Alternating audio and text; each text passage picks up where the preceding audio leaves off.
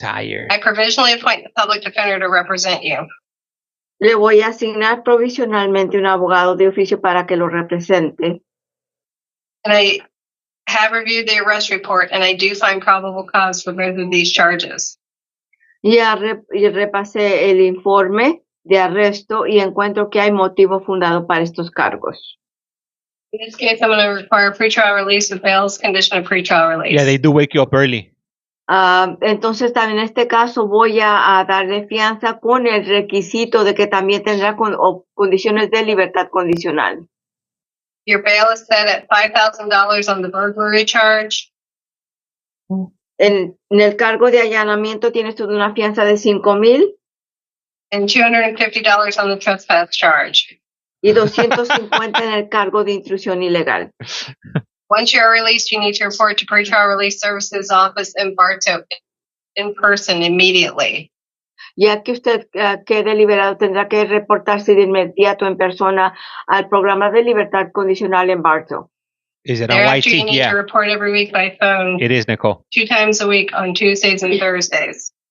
Y a partir de entonces tendrá que reportarse usted cada semana por teléfono 2 veces a la semana, los martes y jueves. You are prohibited from having any contact with the victim. Tendrá usted prohibido tener cualquier tipo de contacto o comunicación con la víctima. That fool looks out of it. You have to stay at least 500 feet away from the victim's residence, vehicle, school, and place of employment at all times. Tendrá usted también prohibido acercarse a más de 500 pies de la víctima, de la residencia de la víctima, vehículo, escuela o lugar de empleo en todo momento. James, are we good or 500 feet away from the event location as well. También tendrá usted prohibido acercarse a más de 500 pies del lugar de los hechos. Thank you, sir. Please step to your left. I hope Gracias, señor, y pase usted a la izquierda. They haven't tripped on this one yet today. The next case is Wilmarie Villanueva.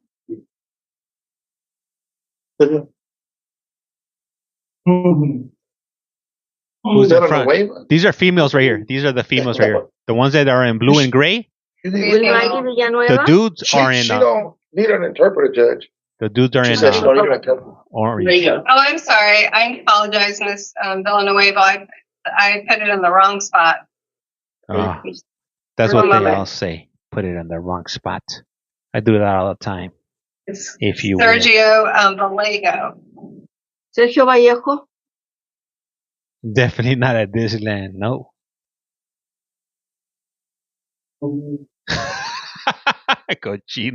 Cochina. Sir, you're charged with refusal to submit to a sobriety test, DUI, and expired driver's license more than 6 months.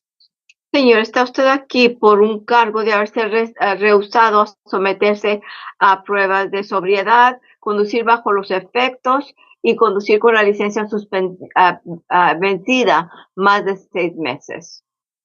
Would you like for me to appoint the public defender to represent you? It's lagging on YT. ¿Quiere yeah. que yo le asigne un abogado de oficio? I hear that. Sí. Yes. I provisionally appoint the public defender to represent you in this case. Le voy a asignar provisionalmente la oficina del abogado de oficio para que lo represente. We're doing job interviews. The arrest report and citation, and I do find probable cause for all the charges. Things ain't looking too good for them. Ya he repasado el informe de arresto y la boleta y encuentro que hay motivo fundado para los cargos. In this case, I'm going to require pretrial release with bail as a condition of pretrial release. En este caso voy a requerir que tenga condiciones de libertad condicional como condición de su fianza. Amazon and Walmart readers. $2,500 on the DUI charge. En el cargo de conducir bajo los efectos, la fianza es de $2,500. $1,000 on the refusal to submit charge. $1,000 por haberse sometido a la prueba.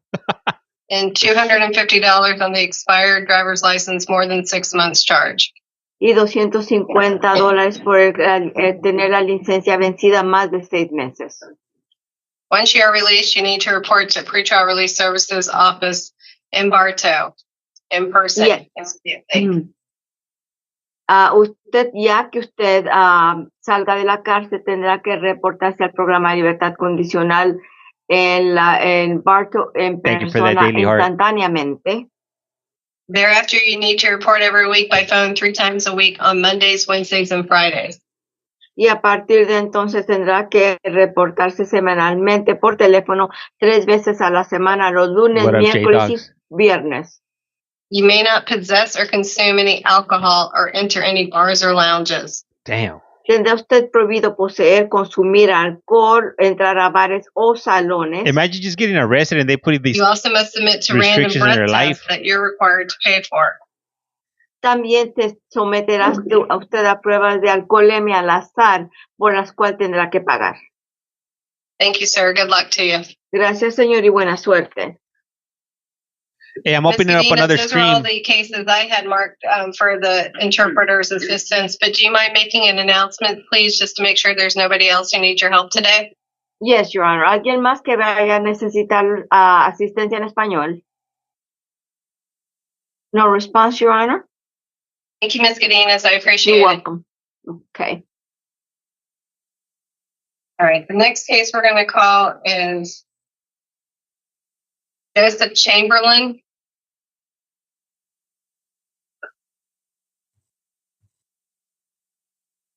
So I'm opening up another stream for those of you guys that are on YT that are experiencing lag. Check that stream out and check if that's better for you guys. Why are 2 women wearing 2 different colors? Does that mean dangerous charges? I'm not sure. Culpable negligence, exposing others to harm. I guess we'll hear when we hear their charges. From a vehicle, possession of firearm by a convicted felon, and possession of ammunition by a convicted felon. Would you like for me to appoint the public defender to represent you? I couldn't hear you. I'm sorry. I provisionally appoint the public defender to represent you in this case. I have reviewed the arrest report, and I do find probable cause for all of the charges. So in this case, I'm going to require pretrial release with bail as a condition of pretrial release. Your bail is set at $10,000 on the possession of ammunition by a convicted felon, $10,000 on the possession of firearm by a convicted felon, $10,000 on the discharging a firearm from a vehicle, and $250 on the culpable negligence charge. Once you're released, you need to report to Pretrial Release Services Office in Bartow immediately in person. Thereafter, you need to report by phone 3 times a week on Mondays, Wednesdays, and Fridays. Damn, he got the leg irons on. Furthermore, you may not use, possess, or carry any firearms, guns. Damn, those things hurt. Firearms, guns, weapons, ammunition, or knives. And those are all the conditions I'm going to require. Thank you, Mr. Chamberlain. Good luck to you. Look at that. Look at them. Look at them bracelets right there. Damn. Oh, you can't even walk that far because you walk too far. I'm going to switch over to South County. You walk too far. Then next thing your damn ankles are. The first case is Brandon thank you, Grayson. Bermudez. Rodriguez. Hold on, I got to switch up this camera. I never seen that angle before. Mr. Bermudez, it looks like you have a fugitive from justice warrant from New York. Nueva York? Would you like for me to appoint the public defender to represent you? No, I'm getting my own. Okay. Right now, New York has your bond status at no bond. I have reviewed the arrest report and the warrant confirmation teletype. I do find probable cause for this charge. So right now, you're in a no bond status until New York can make arrangements to come get you. Okay. Nueva York. Thank you, Mr. Thank you, sir. Please step to your left. Next case is Isaiah Cabrera. Isaiah, come on down, Isaiah. Strolling up. All right, Mr. Cabrera, I know you were here yesterday in front of me, and I had you brought back on the carrying concealed weapon charge because the original arrest report had 2 different names back and forth in the narrative. I have reviewed the amended arrest report in this case, and I believe yesterday I appointed the public defender. Is that correct? Correct. Okay. What up, Becky C? So I have reviewed the amended arrest report now, and I do find probable cause for this charge as well, the carrying concealed firearm charge. So as to this charge, I'm going to require pretrial release with bail as a condition of pretrial release. Your bail for this charge of carrying a concealed weapon is set at $1,000.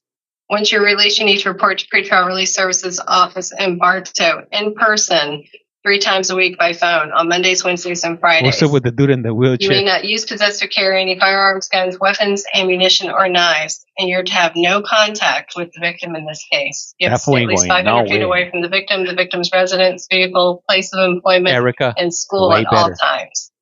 Thank you, Mr. Cabrera. Thank you. The next case. Damn. What? Henry Fields. Hey, that fool looking like the last Airbender. How many of you guys watch that show, that cartoon, the Last Airbender? All right, Mr. Fields, you were here yesterday, and the state asked, I believe, the state asked for 24 hours to file a motion. Is that correct? Yes, Your Honor. All right. You see me rolling. Does the state have a motion? Yeah, Yes, I watched At it. this time, the state has filed a motion I've never for seen pretrial short. detention, permission to approach. Yes, sir. Thank you, Your Honor. If the court finds that that motion is legally sufficient, we are asking that the defendant be held no bond on that count. We would ask that he be set for a pretrial detention hearing. I believe it would be for this upcoming Monday, May 5th at 8:30 a.m. in the A2 division. All right, let me read the motion real quick.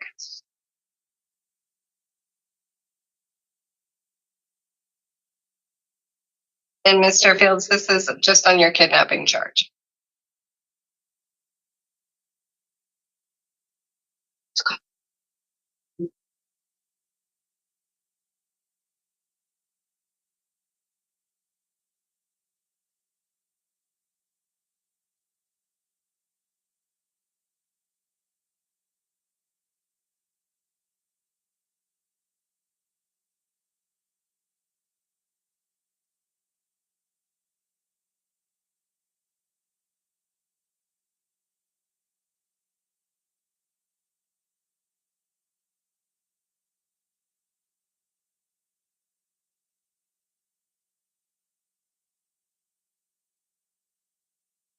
I have reviewed the arrest report. I do find probable cause for this charge. I have reviewed the state's motion for pretrial detention. I do find it to be legally sufficient.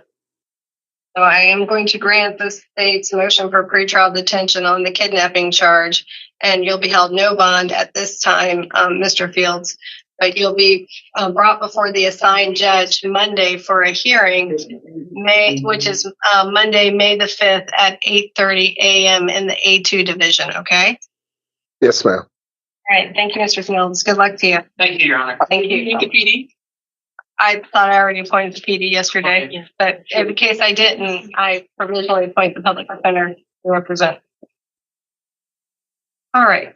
The next case is Julio Gomez.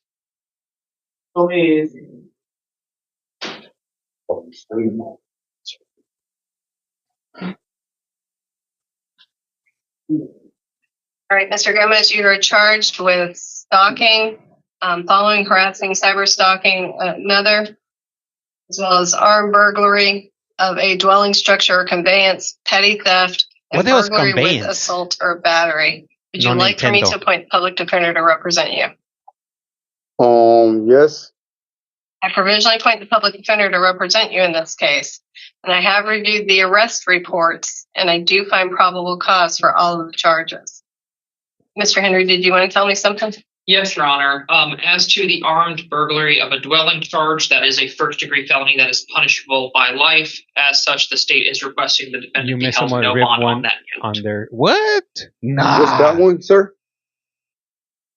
He's asking just that one, or on the burglary with assault and battery as well. We would also ask on that one as well, Your Honor, as I do believe that is also a first-degree felony that is punishable by life. Is the state going to be filing a motion for pretrial detention?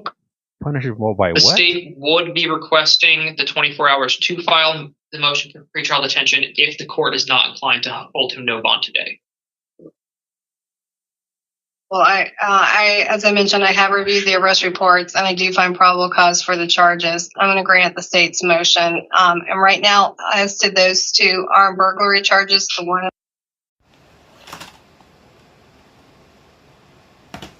battery, you are going to be held no bond on those right now. As to the other charges, I'm going to require pretrial release with bail as a condition of pretrial release.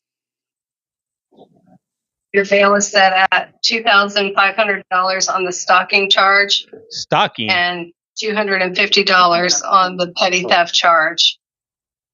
Once if you are released, you need to report to Pretrial Release Services Office in Bartow immediately in person. Thereafter, you would have to call in by phone 5 days a week on Mondays through Fridays. I can't do that. Just keep me. Furthermore, you may not use, possess, or carry any firearms, guns, weapons, ammunition, or knives. I'll just stay. You are to have no contact with the victims in this case. You have to stay at least 500 feet away from the victims, their residences, their place of employment, their schools, and their vehicles at all times. You cannot contact the victims in any way, shape, or form. You also have to stay at least 500 feet away from the event locations in each case. Is there anything else, Mr. Henry? No, Your Honor. Anything the defense wants to tell me? Some live. No, Your Honor. Oh, you showed one of the lives? Thank you, sir. Please step to your left. Thank you, Your Honor. Wait, Which one did you show them, Becky? Yes, sir. What of the bond that I do have available right now? What's the total? The ones I just gave you were on the stalking charge and on the petty theft charge. Yeah, and what does that amount to? That was $2,500 on stalking and $250 on the petty theft charge. So I only got 4 charges, 4 counts. Yep, I appointed the public defender. And what about the pretrial release? I'm not following you. You're good. I just explained it all. Thanks. All right. The next case is Anquan McCoggle. Yes, ma'am. It looks like you have a warrant out of Hillsborough County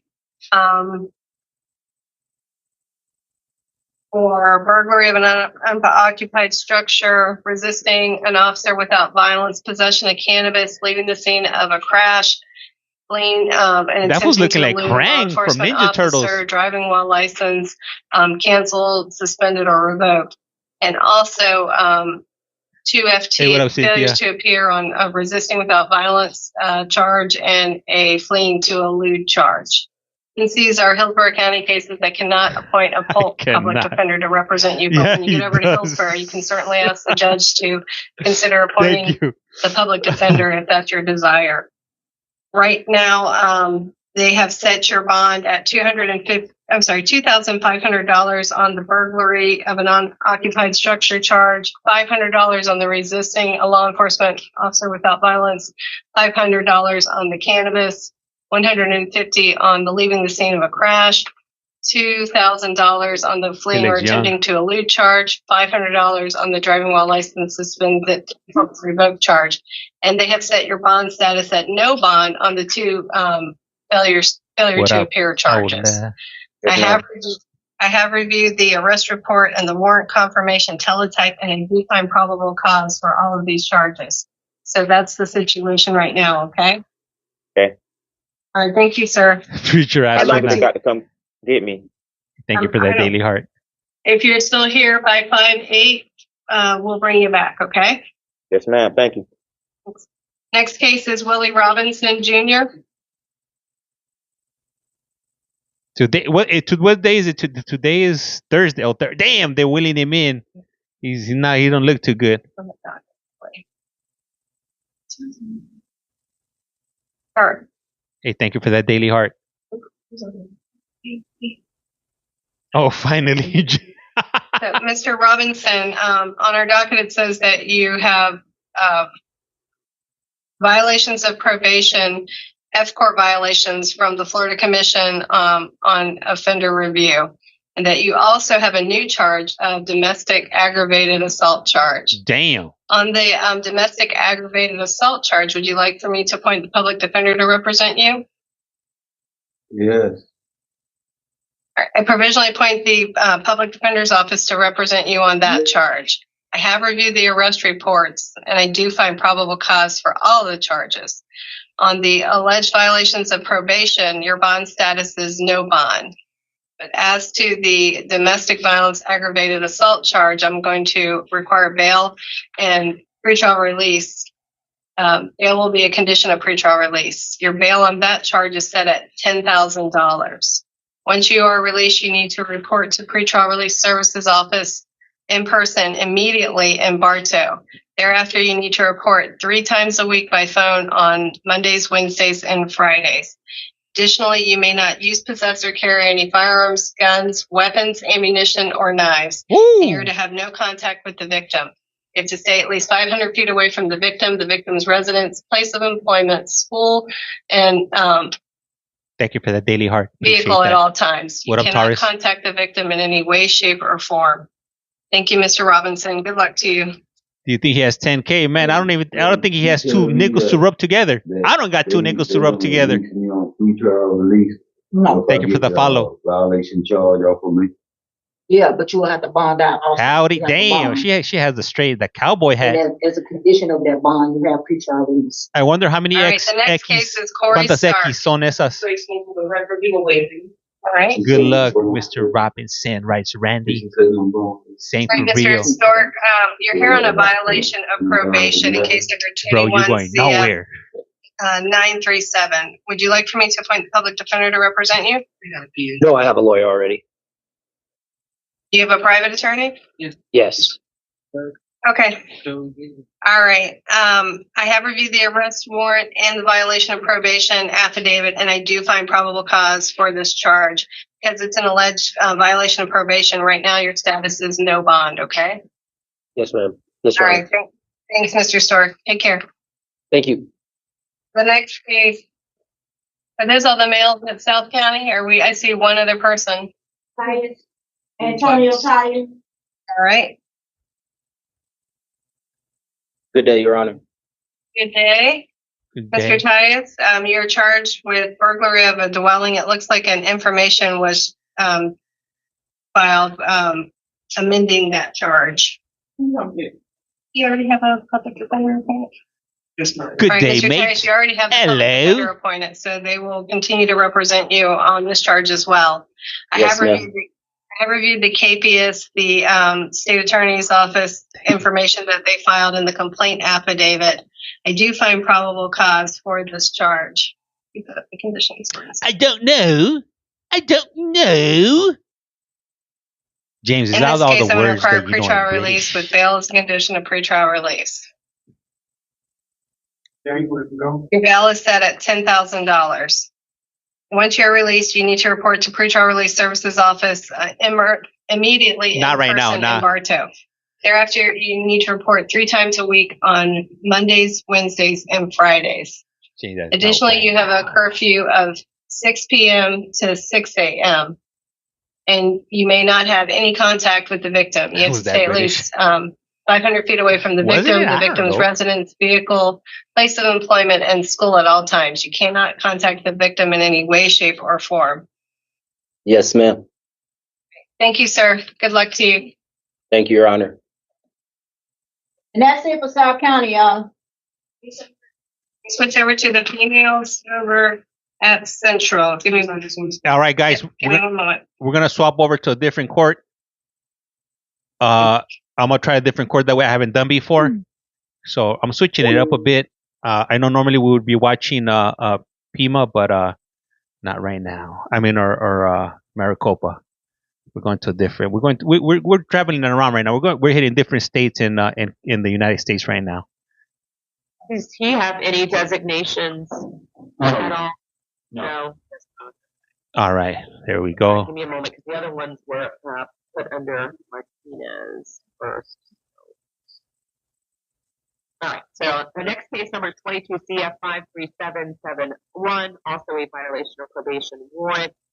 And then 22 CF 53772, violation of probation warrant. And then 22 CF 53774.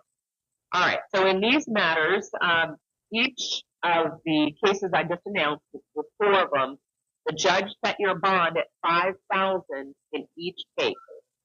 And when you came into the jail, they set it back to none because of the DOP. I am going to now go ahead Very and go muffled. back to the bonds that are on the warrant. All right, You're going to have a $5,000 bond in all 4 of the cases that I just announced. that's the way they got it. No, I will not do that today. Sounds like you will need to, well, I need to say you are speaking to the public. What about now?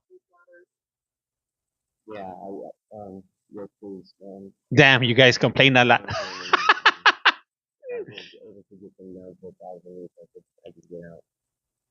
All right. Well, let me explain. So does he qualify? Yes, for the public defender. Okay. So I'm going to appoint the public defender in all four cases. I will tell you that Judge Crawford and most judges in the felony arena, they often put no bond. So he did give you a bond. So I'm not going to change it today, but you can, through your attorney, request a hearing in front of Judge Crawford where he can determine if he wants to lower it. All right, hold up. We're gonna do this because this is the first time I ever tried this one. Let's see what we're gonna do right here. Let me see. ¿Dónde está? For all you complainers over here, start booting you guys, putting you guys on timeout. All right. Oh, look at what we got there. Is that the mute button or the unmute button? You say. All right. Let's go ahead and play that game then. Órale, carnal. Call in. Tell them to fix it. Let me see right here. Come in. Hey, the first person that comes in and says something about that unmute button, fuera. Fuera. Or the first person that comes in is, oh, this is my first time here. What's going on? Fuera. You're out. You're going to be out. Out of here. Out. Let me see. Damn, James, why are you treating the new people like that? Why? They don't know. But they don't know, James. They're going to learn today. All right, thank you. I like that mute button. Oh, yeah, Becky C. What's going on? What's going on here? Lex, you know what's going on here. Let me see right here. Let me get my camera on. Yeah, somebody's hitting some switches over there. Let me get the chat going on over here.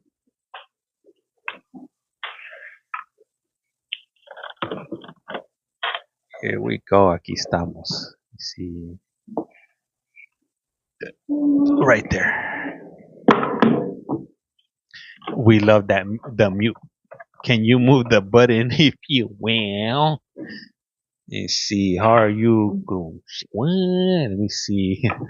James, the chat is in the way it is. Oh, hold on. Thanks for reminding me. Okay, thank you.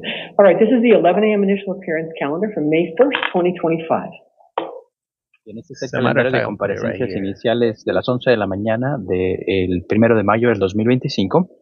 The court orders for the taking of fingerprints and DNA samples made on the first calendar of the month will also apply to these hearings.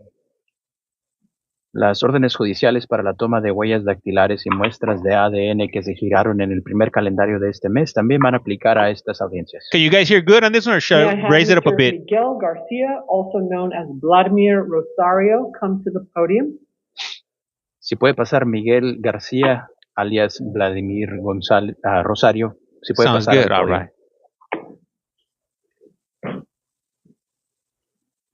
Good morning, sir. May I have your full name, please? Buen día, señor. ¿Me da su nombre completo, por favor? Henry Vladimir Montaz Rosario. Mi nombre es Vladimir Montaz Rosario. What's your date of birth? ¿Cuál es su fecha de nacimiento? 10 de agosto del 96. August 10th of 96. Give me one moment. Deme un momento.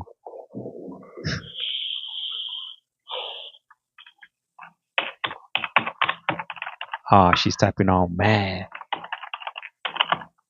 Can't see because he's 8 feet tall.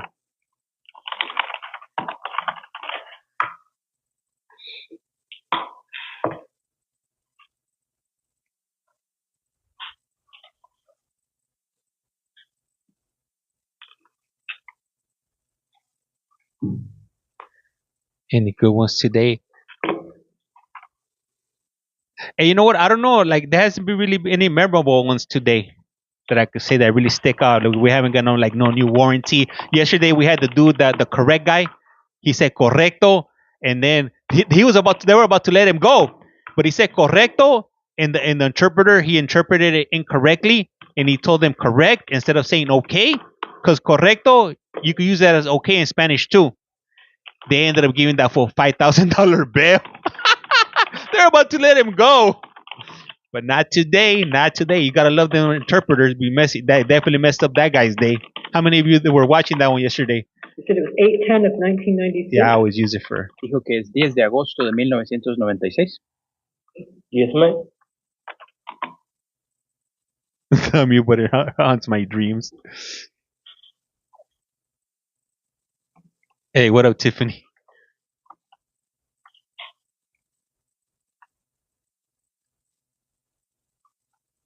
So yeah, that guy, man, he probably woke up from that because he was still drunk. He was still under the influence yesterday when he went to court.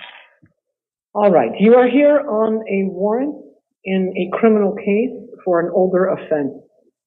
Older. Bien, usted se encuentra aquí debido a una orden de detención por un caso de materia penal. Es un caso más antiguo. You've been charged with aggravated assault by the impeding of breathing or strangulation in a domestic relationship, which is a class 4 felony. Usted se le está imputando una agresión con agravantes por impedir la respiración o estrangulación. Esto es un ilícito de violencia intrafamiliar. The alleged offense date is September 10th of 2023, and this comes from the Mesa Police Department. I can't see his face. Este presunto ilícito dice que ocurrió el 10 de septiembre del 2023 y viene de parte de un informe del Departamento de Policías de Mesa. The court is appointing a lawyer to represent you in this case. Esta juez va a nombrar a un abogado para que le represente en este caso. Your next court date will be a status conference May 7th at 8:30 in the morning in the downtown Superior Court. La próxima audiencia judicial va a ser una consulta de actualización el día 7 de mayo a las 8:30 de la mañana en el Tribunal Superior en Downtown. Your preliminary hearing will be May 9th at 8:30 in the same court. Su audiencia preliminar va a ser el día 9 de mayo a las 8:30 en el mismo tribunal. The dates and the court address will be on your paperwork. La dirección, y las fechas van a aparecer en el papeleo que le vamos a entregar. The court believes that in addition to the risk that a person charged with this crime likely poses to the alleged victim, esta juez cree que aparte del riesgo que puede presentar una persona imputado con este tipo de ilícito a la persona con la cual se le ha perpetuado, you pose an extreme risk of failing to appear for future court hearings. Usted también presenta un riesgo extremo de comparecer a sus próximas audiencias judiciales. This is based on the information the court received regarding your many aliases. I can fix them. La información que ha recibido acerca de sus muchos alias. And the fact that you allowed yourself to be you allowed yourself to have this hearing in a different case last night under a different name.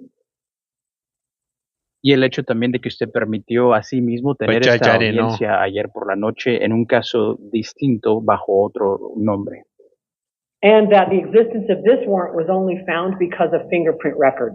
Damn, we got. Y que solamente se encontró la existencia de esta orden de detención debido a las huellas dactilares. That creates a strong presumption that you are not going to voluntarily appear for court or surrender for any guilty verdict at the end of the case if you are convicted. Esto crea una presunción fuerte de que usted no va a comparecer voluntariamente a sus audiencias judiciales, ni tampoco se va a entregar si existe un veredicto de culpable al final de su caso, si es que usted recibe un fallo condenatorio. What did you want to say? ¿Qué es lo que usted decir?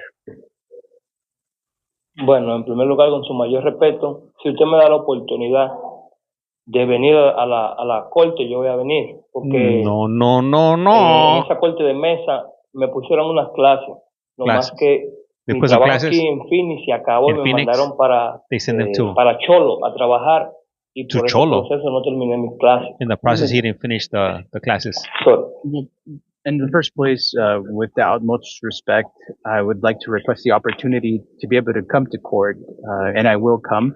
because when I was at Mesa Court, they had given me some classes for me to take.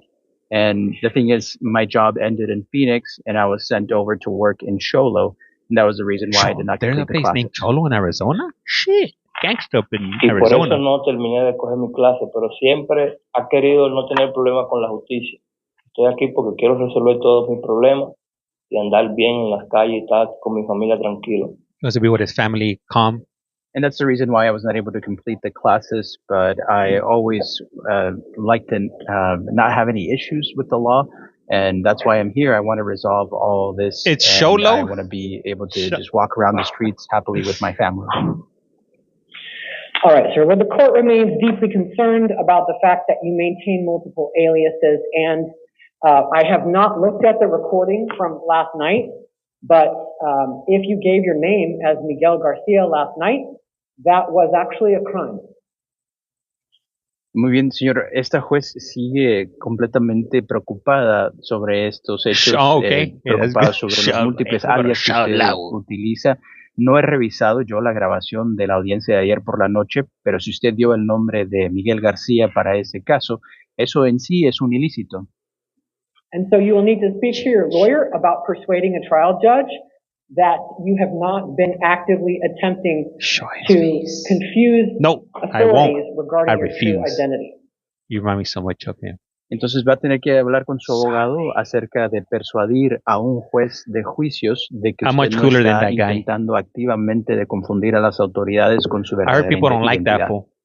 Bond is set in your case at $25,000. It is cash only. He's part of this. Voy a fijar una fianza en su caso de $25,000 en efectivo solamente. If you deposit that with the court, you will be released on an ankle monitor. $25,000. Si usted deposita esa fianza en el tribunal, será puesto en libertad con una tobillera de monitoreo electrónico. You may not have any contact with the alleged victim in this case, even if you have been having contact with that person between 2023 and now. Spider. Usted no tiene permitido tener ningún contacto con la persona afectada de este caso, aun si usted ha estado teniendo contacto con esa persona desde 2023 hasta ahora. You may not respond to any contact from that alleged victim. No contacto. Usted no debe responder a ningún contacto de parte de esa presunta persona afectada. You may not possess any weapons, no drugs without a valid prescription, and no alcohol. Usted no puede estar en tenencia de ningún arma, ni estar en tenencia de ninguna droga sin una receta válida. Gotta go. No puede estar Thank you, Tracy, for stopping by. Have a good one. Everything you need to know will be on your paperwork. We're going to give you a printed copy of that. There goes his fun. Todo lo que usted tiene que saber va a aparecer en su papeleo. Le vamos a dar una copia impresa de eso. You can speak to your lawyer about any motion to modify your release condition. Chavo del Ocho. Usted puede hablar con su abogado acerca de presentar un pedimento para modificar sus medidas cautelares. I also note that the allegations from last night were in fact violent. También voy a hacer constar que las pretensiones de ayer por la noche eran violentas. All right, I'll let you have one more word, sir, but that the court, you have one more word. The court that you are going to appear and not try and use aliases to avoid prosecution.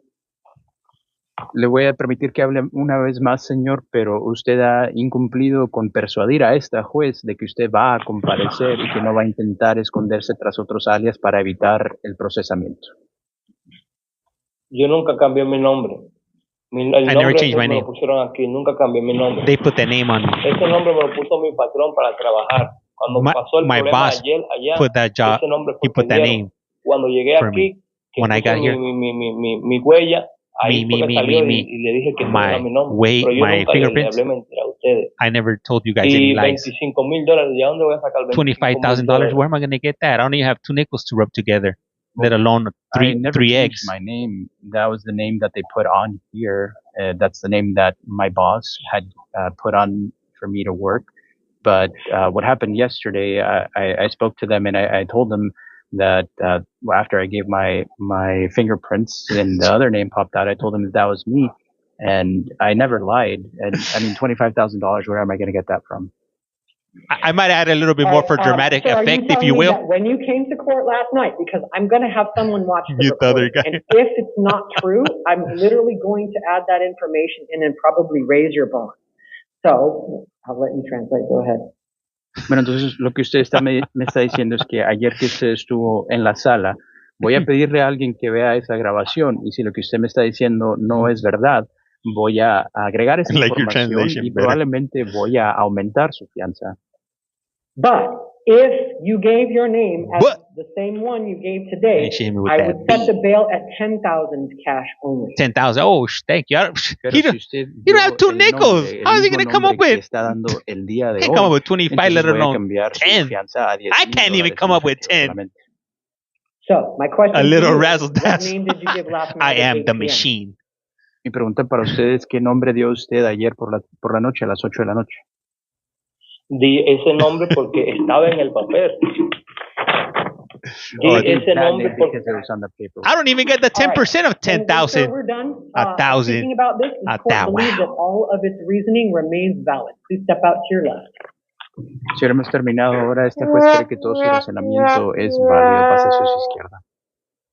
Up next on The Price is Wrong. Si encuentra alguien más en la sala que requiere asistencia sack lunches for him. de la lengua español, si puede levantar Vámonos. We're definitely off to a bumpy start today, but let's see what's up next on The Price is Wrong. My pleasure, Your Honor. Have a The nice day. sound effect. Danny Ivy, will you come to the podium? All right. Let's see. Whitaker, you can go to the chair there. The officer. What do you guys think this fine, upstanding citizen did? Danny Ivy, 12/4/1989. Okay, thanks. You're here because you've been indicted by a grand jury in an older case. That means they heard evidence, and they found probable cause to charge you with theft of the means of transportation, a Class 3 felony, and that allegedly occurred September 2nd of 2024. This comes out of the Buckeye Police Department. But you'll get a copy of the charge and police reports from your lawyer. Pardon me, you're going to end up with the same lawyer for this case that you have for your other open case. And it looks like you may have more than one. So you're going to have the same lawyer for all of those cases. And your arraignment hearing on this new indictment will be May 8th at 8:30 in the morning, which is this coming Thursday. That's in the downtown Superior Court. And then I'm also setting a bail hearing for you that afternoon. I don't know if you've been through this before. Sometimes people with multiple cases have been through the bail hearing business. But in this case, on September 2nd of 2024, which is when you're might be wrong. You had at least one open and pending felony case. So Orale, milkweed. While you have a pending felony case, I can't give you bail today. I have to hold you for a bail hearing. That's going to be 7 days from today at 1:30 in the afternoon. So in the morning you'll be arraigned. In the afternoon you'll have your bail hearing. And if you and your lawyer may even know about this case, often people do in these situations, you can waive that bail hearing if you want, but you'll have to talk to your lawyer about it. Everything is on your paperwork, though, and you'll be back in court on the 8th. You accept your left, you've got your paperwork. Mad Dog 2020. Whitaker? Then Brian Anderson, will you go to the chair? Mr. Anderson. You see, why does it say you've been muted? Hello, ma'am. Can I have your full name and your date of birth, please? Christy Whitaker, 11/25/1982. All right, thank you. You are here on a new case and a warrant in a pending case. I'm going to start with your new case. You were booked in for new allegations of possessing dangerous drugs, a Class 4 felony, and drug paraphernalia, a Class 6 felony. There is probable cause for those, and I am appointing a lawyer for you. It will be the same lawyer in this case that you have for your open case, which is number 17 on the calendar. You've been charged in that case with 2 counts of dangerous drug possession, 2 counts of narcotic. She got caught with the Class 4 felonies, and drug paraphernalia possession, a Class 6 felony. In the older case, the bench warrant issued for your arrest after you know what I mean, on April 21st. So we're going to put these together for your next court date. It's the status conference, May 7th, which is this Wednesday, May 7th at 8:30 in the morning in the downtown Superior Court, with a preliminary hearing for both cases on Friday, May 9th at 8:30 in the morning. Now, in the new case, Orale, puerco. There's going to be a robbery at Zodi's. While you have any pending felony case, you cannot be given bail at this hearing. You must be held for a bail hearing. So I'm scheduling a bail hearing in the new case only for the afternoon of May 8th at 1:30 p.m. It is an evidentiary hearing, so when you see your paperwork, that evidentiary hearing is your bail hearing. You may or may not be found eligible for bail on the 8th. You're not eligible today. You will be held without bond in the new case only, not in the older case. That's I'm just going to affirm the bond that was set when you failed to appear, and that is $1,000 secured with release condition. But you shouldn't even try to post that bond if you're still being held on the new case. So you see your lawyer for everything on the 7th. She's thinking about where am I going to get my next fix at. Well, see, on the first case, I had talked to my lawyer, and he rescheduled it for the 9th at 8:30. All right. Well, talk to your lawyer about that. That doesn't change the outcome of the new case because you have a pending case. It's not the fact she's thinking, did I leave my stove on? It's the fact that you have an open case at all, even if you're going to every one of your court hearings, if you have any open case. And I do see you have what's called an initial appearance on a bench warrant. I see that on the 9th. So I'm going to go ahead and affirm this bond because you're going to be back in court on the 7th. And I don't know that the court was willing to quash that warrant. So what the court does in those instances, so your lawyer, yes, they did reschedule it, but the way that it works is the court doesn't quash the warrant until you show your face in front of the judge. That's why you got arrested on the warrant. And so, in any event, not to say that the judge would have quashed the warrant. So talk to your lawyer about all of this. You're going to have the same lawyer for both things. This would still be happening even if you had appeared on the 21st. You would still be not bondable in the new case because you have any open and pending felony. All right, if you step to your left, you get your paperwork. Good luck, man. They're kind of stoked. Scott Holmes, we go to the chair. Would that be considered a summer dress right there that she's wearing? I'm not really too knowledgeable when it comes to women's fashion. Brian Todd Anderson. What's your date of birth, sir? 12/9/74. Thank you. Here in the case, you're arrested for 2 allegations of possession of a weapon by a prohibited person. Class 4 felonies. One allegation is from March 29th of this year. One is from April 30th. There is probable cause for both of those, and I am appointing a lawyer for you. And there was already a warrant out for you in your probation case. You are on probation for misconduct involving weapons, a class 4 felony. The unaliving. Petition to revoke your probation in Milwaukee 29th, and a warrant or Wisconsin arrest or somewhere with a violation W or a terms 1, 4, and 8. And I'm going to note, by the way, just one that second. Dude that did that I'm road going rage. to make a little note on 42. Just one second. Oh man, she's upset, man. That's how my wife be typing.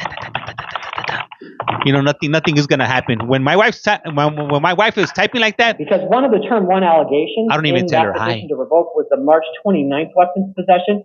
So what I'm noting in my order is that I also considered the weapons possession alleged on April 30th. All right, I am appointing a lawyer for you in both matters. You're going to end up with the same lawyer for both. And second. All the wives type like that, man. Yeah, no. Right now, because right here where I'm at, my studio, her office is right next door. So when I walk out there, she's there. And she's like super stressed. Like she'll be. It's going to be May 7th. I'll be finding her like this in the downtown Superior Court. That's a status conference. Your What's wrong? Preliminary hearing for the new case only is going to be May 9th at 8:30 in the morning, same court. Then in your probation case, your court date is in between. There's May 8th at 8:30. That's a revocation arraignment and possible disposition hearing. In the probation case, the court finds that you will in all reasonable probability be revoked to prison in that case. So you do not have bail at all in that case. That is the probation matter. In the new case, the court believes the state's recommendation is appropriate on these facts and given the amount of time that you are facing. And that is $50,000 secured with release conditions. But you shouldn't even try to post that bail because you ain't going still being held with count bond in your probation case. As I said, you should end up with the same lawyer for both cases, and you'll see that person next week. Everything I just told you is on your paperwork. If you step to your left, I'll give you a copy. Thank you. All right. Bye-bye. I need Mr. Holmes, please, and then Joel Dela Cruz. Will you go to the chair? Hello, sir. Can I have your full name and your date of birth? Scott Austin Holmes, June 21st, 1989. We can't see his face. You're here on a probation violation warrant. We can't see you him. are on probation for a Class 6 felony, and the probation department filed a petition to revoke your probation on March 5 of 2025, alleging that you violated terms 3, 5, and 15. You'll get a copy of it from your lawyer, and I am appointing a lawyer for you. Your next court date is in the downtown probation court, May 8th at 8:30 in the morning. It's a revocation arraignment and possible disposition hearing. I am affirming the probation judge's order that you are to be held without bond in this case because you will, in all reasonable probability, be revoked to prison. So you do not have bail today. Everything you need to know is on your paperwork. We're like challenge people. Okay, thank you. Mr. Dela Cruz. And Rebecca Hayes, will you go to the chair, please? Do you do anything up in Yellowknife? I have no idea where that's Hello, at. sir. Can I have your full name and date of birth? Joe de la Cruz Felix, 7993. Is De La Cruz your first last name or your second last name? First last name. Okay, and so we have Felix listed as a middle name. Is that What happened? What happened at the 5 a.m.? Oh, okay. All right, I'll get that corrected on the new case. If I do it on the old case, it won't even come across. Okay. All right. Up in Canada. So you are hearing three things. One is the new case, the new felony allegations. The second is an arrest warrant for some older allegations from last year. Lastly is a justice court warrant from last year. I'm going to start with your brand new felony case. You were booked in on two allegations of robbery as class 4 felonies. There is probable cause for both of those, and I am appointing a lawyer to represent you. Your next court date in this new case will be a status conference May 7th at 8:30 in the morning, with the preliminary hearing May 9th at 8:30.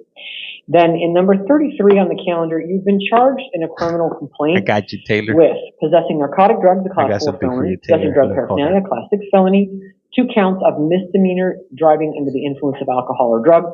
All of those are alleged to have occurred on March 17th of 2024. Is that better right there? Out of the Mesa Police Department. So you get a copy of those charges and police reports from your lawyer. You're going to end up with the same lawyer for this case and the other felony. And same court dates for this case as for the robbery case. It's status conference May 7 at 8:30, preliminary hearing May 9 at 8:30 in the downtown Superior Court. Finally, you're here on a justice court warrant from the Santan Justice Court for failing to appear in a driving on suspended license, class 1 misdemeanor. And this warrant went out September 8th of 2024. It looks like you failed to appear based off of a citation. Your arraignment hearing in the Santan Justice Court will be May 6th, which is this Tuesday, May 6th at 8:30 in the morning. All right. In the robbery case, your bond is $25,000. It is secured. In the drug case, the later charged one, your bond is $2,500 secured. And in the justice court case, it is $50 secured to make you eligible for credit for time in custody and to ensure that the sheriff will take you to court on Tuesday if you don't bond out. So your total bond is $27,550, I believe, but you can add it up, and that is secured. If you bond out, comply with all of your written conditions, you may absolutely go to no part of those two businesses, no contact with the alleged victims or any other witnesses, no weapons, no drugs, no alcohol. Everything you need to know is on your paperwork. If you step to your left, they're going to give you a copy of that. Thank you. Ms. Hayes? And then Aziz Olanian, will you please go to the chair? Ma'am, can I have your full name and date of birth, please? Rebecca Rose Hayes, 6286. All right, thanks. You're here on 2 warrants that issued from the Superior Court. Looks like in the open case, you've been charged with theft of a means of transportation, a class 3 felony. You failed to appear at a trial management conference in front of the trial judge on March 13th of this year, and a warrant was issued for your arrest. That same court date, March 13th, was also a non-witness violation hearing in your probation case. You are on felony probation, and there's a petition to revoke pending. So Judge Nichols also ordered a warrant in your probation case. So we're going to set both of your matters back in front of Judge Nichols on May 6th. That is a status conference, Tuesday, May 6th at 8:30 in the morning. Okay. I'm affirming the bonds that she set. It is $25,000 secured in the pending case, $2,000 secured in the probation case for $27,000. If you bond out, comply with all of your conditions, do not miss your court dates. Everything's on your paperwork. Okay, I couldn't tell you that I was having surgery. If you could prove that to Judge Nichols, she may make a different decision, ma'am, but based on how you were arrested, which was not a self-surrender, the court believes that you're unlikely to be able to prove that, and or that it's going to make any difference to Judge Nichols. So talk to your lawyer when you fail to appear at a trial management conference in front of your trial judge. I have no reason what this means is that a decision. Your lawyer was present when this issued. You have 1, 2, 3 priors for theft of means. So this appears to be an appropriate bail in your case. I have no reason to second guess your trial judge in this case. And I would never take somebody's word that they were in fact having surgery and unable to appear. You will have to prove that, and there's no possible way you can do that right here today. So talk to your lawyer about proving that to the judge, and she may make a different decision. Okay. Step to your left, you get your paperwork. Mr. Alanian? Oh my! OMG, the box is back, and no added charge. It's free $99. Can I have your full name and date of birth, please? Aziz Alanian, 12/12/93. All right, thanks. You're here because you've been indicted by a grand jury in an older case. And that means they heard evidence, and they found probable cause to charge you with aggravated driving under the influence of alcohol or drugs, alleged 2 different ways on the same occasion. And that occasion is alleged to be January 15th of 2024, so more than a year ago. And this comes out of the Clean Creek Police Department. But you will get a police report and a copy of the charges from at this point, your lawyer. It looked like you were allowed to waive counsel in your pending case, in your other pending case. Yeah. Then you very likely would be allowed to do it in this case as well. But as you know now, that is a very formal proceeding. So I'm going to appoint a lawyer for you. If you want to waive counsel again, that lawyer has to help you try to do that. And hopefully that makes sense because you've already literally been through it once. But it's a very formal proceeding, which we do not do here at the jail. So I'm giving you a lawyer. If you want to waive, talk to that lawyer about helping you waive counsel in this egg DUI. So you do need to go be a Rainbow, May 8th at 8:30 in the morning. That is in the downtown Superior Court. And I'm affirming the bail that was set in this case, but I'm setting it as secured. I believe they ordered it as cash. I don't see a justification for cash, particularly on top of the bail that you have in the other case. So I'm just ordering that as secured. If you do post it, you're going to do drug and alcohol testing for pretrial services. And I'm ordering you in 2 different places not to drive. You do not appear to have the legal right. And from this, it appears that you've already committed a felony. There's at least probable cause to believe you committed a felony involving that. So you do not drive while the case is pending unless you get a different order from the court in this case. You should end up in front of the same judge, one thinks. I don't know. That's up to the court admin. Everything's going to be on your paperwork. You just go be arraigned next week, and they'll give you your trial judge assignment then. Okay. All right, thanks. Mr. Figueroa? And Brian Benson, will you go to the chair? Yeah, I don't know about all this. Damn, man, like having somebody tell me, like, you can't do this, you can't do that. Man, for that, I'll just stay home with my wife. Ricardo Anthony Figueroa. No need to commit crimes. Okay, thanks. You're here on 1 new case and 1 probation hold. I'm going to start with your new case. In your new case, you were booked in for several things. This is what the court found probable cause for. Resisting arrest, a Class 1 misdemeanor. Failing to obey a police officer, a Class 2 misdemeanor, and assault as a Class 3 misdemeanor.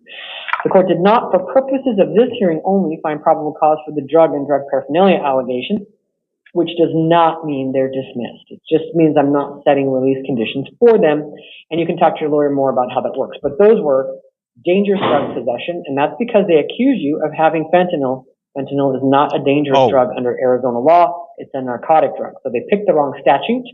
And they didn't actually mention any alleged items of drug paraphernalia. So that's why there's no probable cause right now for booking purposes only. Those charges are not dismissed. Talk to your lawyer about how that works. Damn. So I am appointing a lawyer for you. Your status conference in this new case. She sunk his battleship. 7th at 8:30 in the morning in the downtown Superior Court with a preliminary hearing May 9th at 8:30 in the same court. You're also here on a probation hold, and the probation department is alleging that your new arrest violates your probation. So I am appointing a lawyer for you in probation court. Your court date is going to be May 8th at 8:30 in the morning. Address on your paperwork. And in each of these 2 cases, you have a $1,000 secured appearance bond and written release conditions. That is $2,000 total. If you bond out, comply with all of those, call your PO within 72 hours of release. Step to your left to give you a copy of that paperwork. Ain't nobody calling their PO when they get out. The first cause gonna be to the Conecta. Will you please go to the chair? Then probably to your mom to pick you up, to take you to the Conecta. Name and your date of birth, please. Mandatory, those 2 phone calls right there. All right, thanks. You're here on a probation warrant. You're on probation for a Class 4 felony, and it was already a petition to revoke filed in your case back on April 4th. It alleges that you violated terms 4, 5, and 7 of your intensive probation. You'll get a copy of the petition from your lawyer. Nobody calling their probation officer.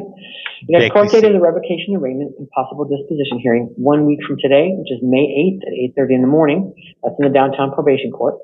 Your bond is $750. It is secured. If you bond out, comply with all of your conditions and call your PO within 24 hours. Step to your left, I'll give you that paperwork. Thank you. Hello, P officer. Ain't nobody calling the P. Stupid. And then Cody, go on. We go to the chair. That just wants to ruin my day. You don't want me to have no fun. Hello, ma'am. Can I have your full name and date of birth? Alice Weiner, 82589. All right. Thanks. You are here on 2 probation warrants. You're on probation in 2 different felony cases, and there were petitions to revoke your probation filed in both cases. That was on January 6th of this year. The petitions allege that you violated terms 3 and 5. You'll get copies of those from your lawyer, and I am appointing a lawyer for you. Your next court date is going to be a revocation, arraignment, and possible disposition hearing in 1 week, which is May 8th at 8:30 in the morning in the downtown probation court. In your Class 4 felony probation case, your bond is $250 secured. In your Class 6 felony case, wait a minute, did I have this backwards? Apologies. No, it's $750 secured per case for $1,500. What is she looking at? Look at the judge. Comply all of your conditions and call your PO. Focusing on the wrong thing. Sketch paperwork. Hey, it's all good. I watched it one too many times. Benjamin Dossett, we go to the one too many times myself. Use me, ese, use me. I'm a big brown. Can I have your full name and your date of birth, please? Or I'm white from the outside, but I'm brown from the inside. 01/26/1992. All right, thanks. You're here on a warrant from the East Mesa Justice Court. Oh, wait a minute, wrong person. Sorry. A warrant, yes, East Mesa Justice Court. And in this case, you have been charged with interfering with judicial proceedings, also known as disobeying the order or mandate of a court, and that is a Class 1 misdemeanor. This warrant went out for you on April 10th of this year. Your arraignment hearing is going to be May 6th at 8:30 in the morning in the East Mesa Justice Court. I am appointing a lawyer to represent you. Your bond is $500. It is. Is anybody else having any trouble hearing it? Court 5 days from now, you'll lose your bond money. And there'll be a warrant issued for your arrest. Yeah. If you don't make bond, then the sheriff will take you over for court on Tuesday, and you can talk to the justice of the peace. You do have written conditions. Don't go to the scene of the alleged crime. Yeah, for me, it's A1 right here. No weapons, drugs, or alcohol. And you have to obey any and every order of protection that's been served on you. If you step to your left, we'll give you a copy of your paperwork. Could you explain the bonding stuff? I'm new to this. That's what I Yeah, you'll have to call. You can call a bail bondsman to see if they will write a bond for you for that amount and what they want for it. They want a fee. They usually want collateral. Also, the officers can give you instructions to tell family and friends. If you want family or friends to come and bond you out, they go down to bond and fines and they post for you. If you don't post bond, you'll see the justice of the peace in 5 days, and they can make a different decision about your release conditions depending on what they want. So it's $500, correct? Correct. Okay. If you step to your left, you get that paperwork. Thank you. Mr. Dossett? Then Ryan Bloodsworth, please go to the chair. Bro, it's on YT 4K for Hello, sir. Can you have your full name and your date of birth, please? Hi, my name is Benjamin Nolan Allen Dossett. My birthday is May 11th of 1999. Okay, thanks. You're here on 2 probation warrants. You're on probation in 2 different cases. Most don't. And especially right now. Times are rough right now. April 29th, so a couple days ago. Those petitions allege that you violated terms 3, 4, and 5 of your felony probation. Like people can't even afford to pay their apartments. I am appointing a lawyer for you. The next court date for both cases will be in 1 week, which is May 8th at 8:30 in the morning. That's the revocation, arraignment, and possible disposition hearing in the downtown Superior Court. Your bond in each case is $250. It is secured for $500 total. If you bond out, comply with all of your written conditions. Call your PO within 72 hours doing bad. In the street. If you step to your left, I'll give you a copy of your paper. Can't even buy it, yeah. Let alone bail somebody else out. When I got arrested yesterday, they said I didn't have any warrants. Okay, I guess they were wrong.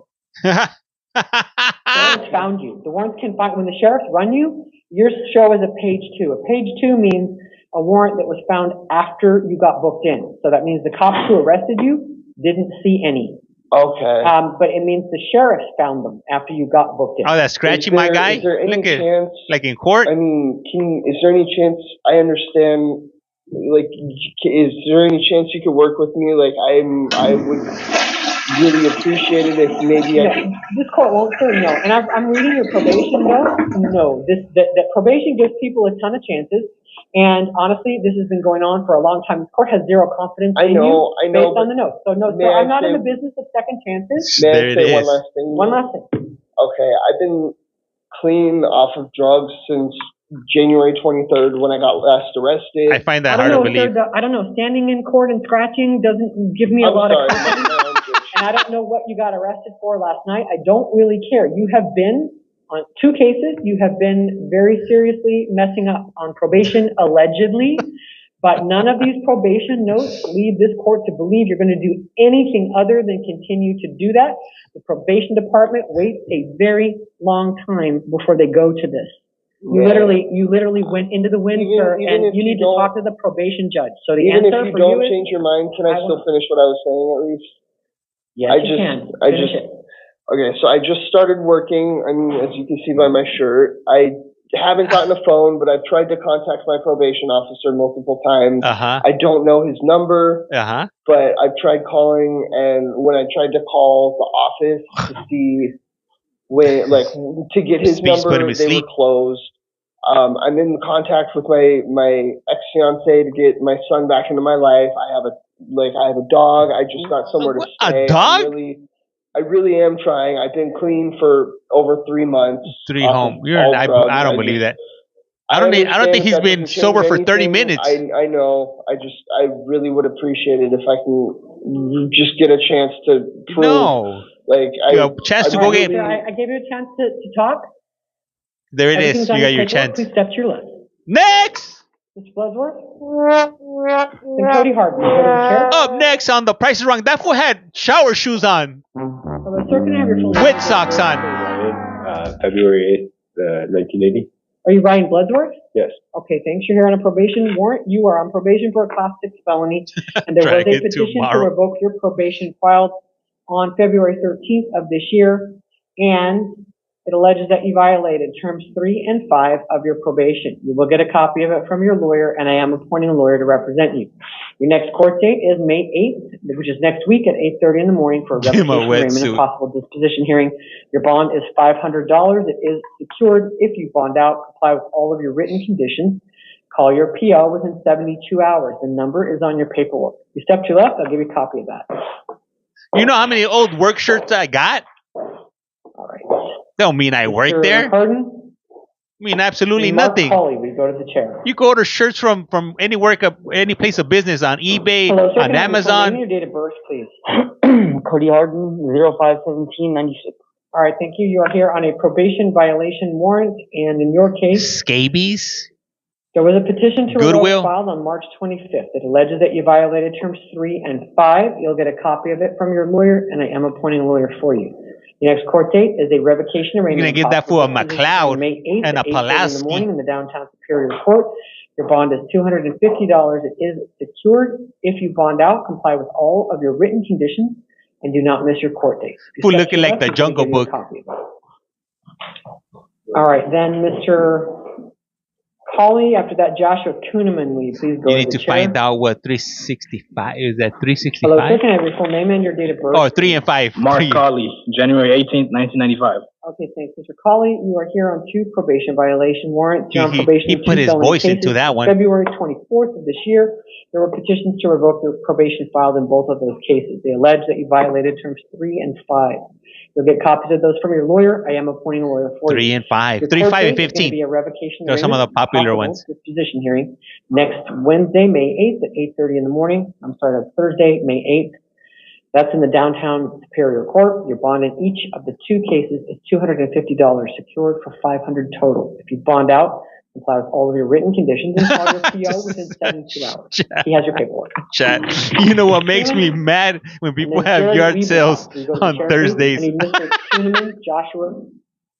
Where is he? He's got a black t-shirt officer. There he is. Mr. Kuhneman. As long as they don't have it on my yard, I don't care what day of the week they're having a yard sale. None of my business. Hello, sir, can I have it's your full supposed to name be on the weekend. Joshua Kuhneman, 10/30/86.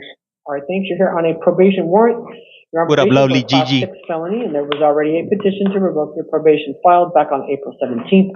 It alleges that you violated terms 3 and 5. You'll get a copy of it from your lawyer, and I am appointing a lawyer for you.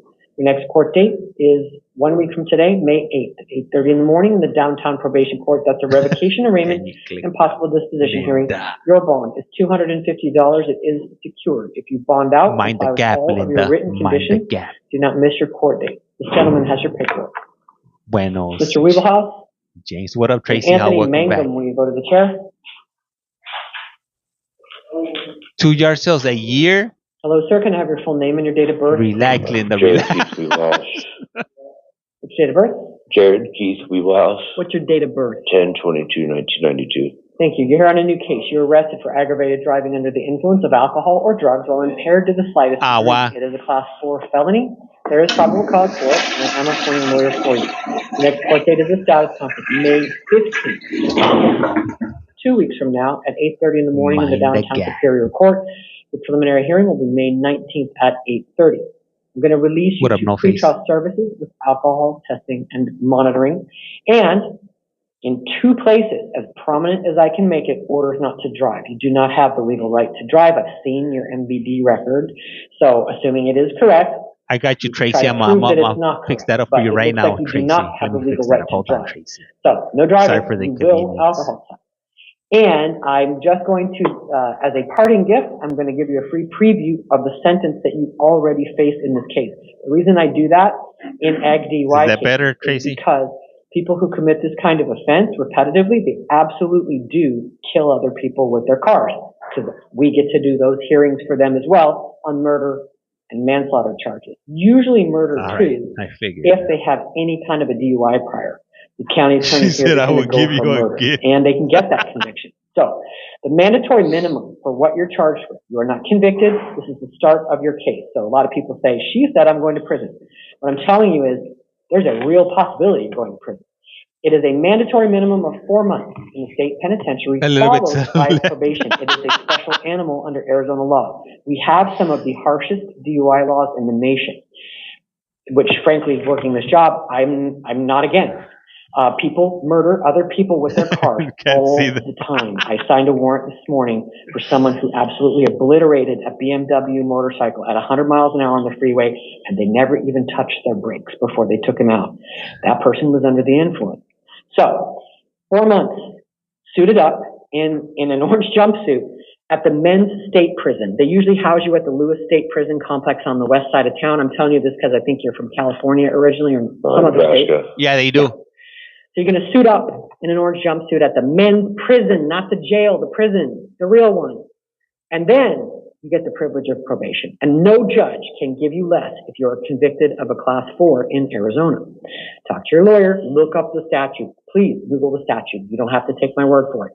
The reason I tell people this is because I always worry there's not much I can do about it, but I worry that you're going to kill somebody while I let you out. I'm going to let you out and you're going to do it again and you're going to kill somebody.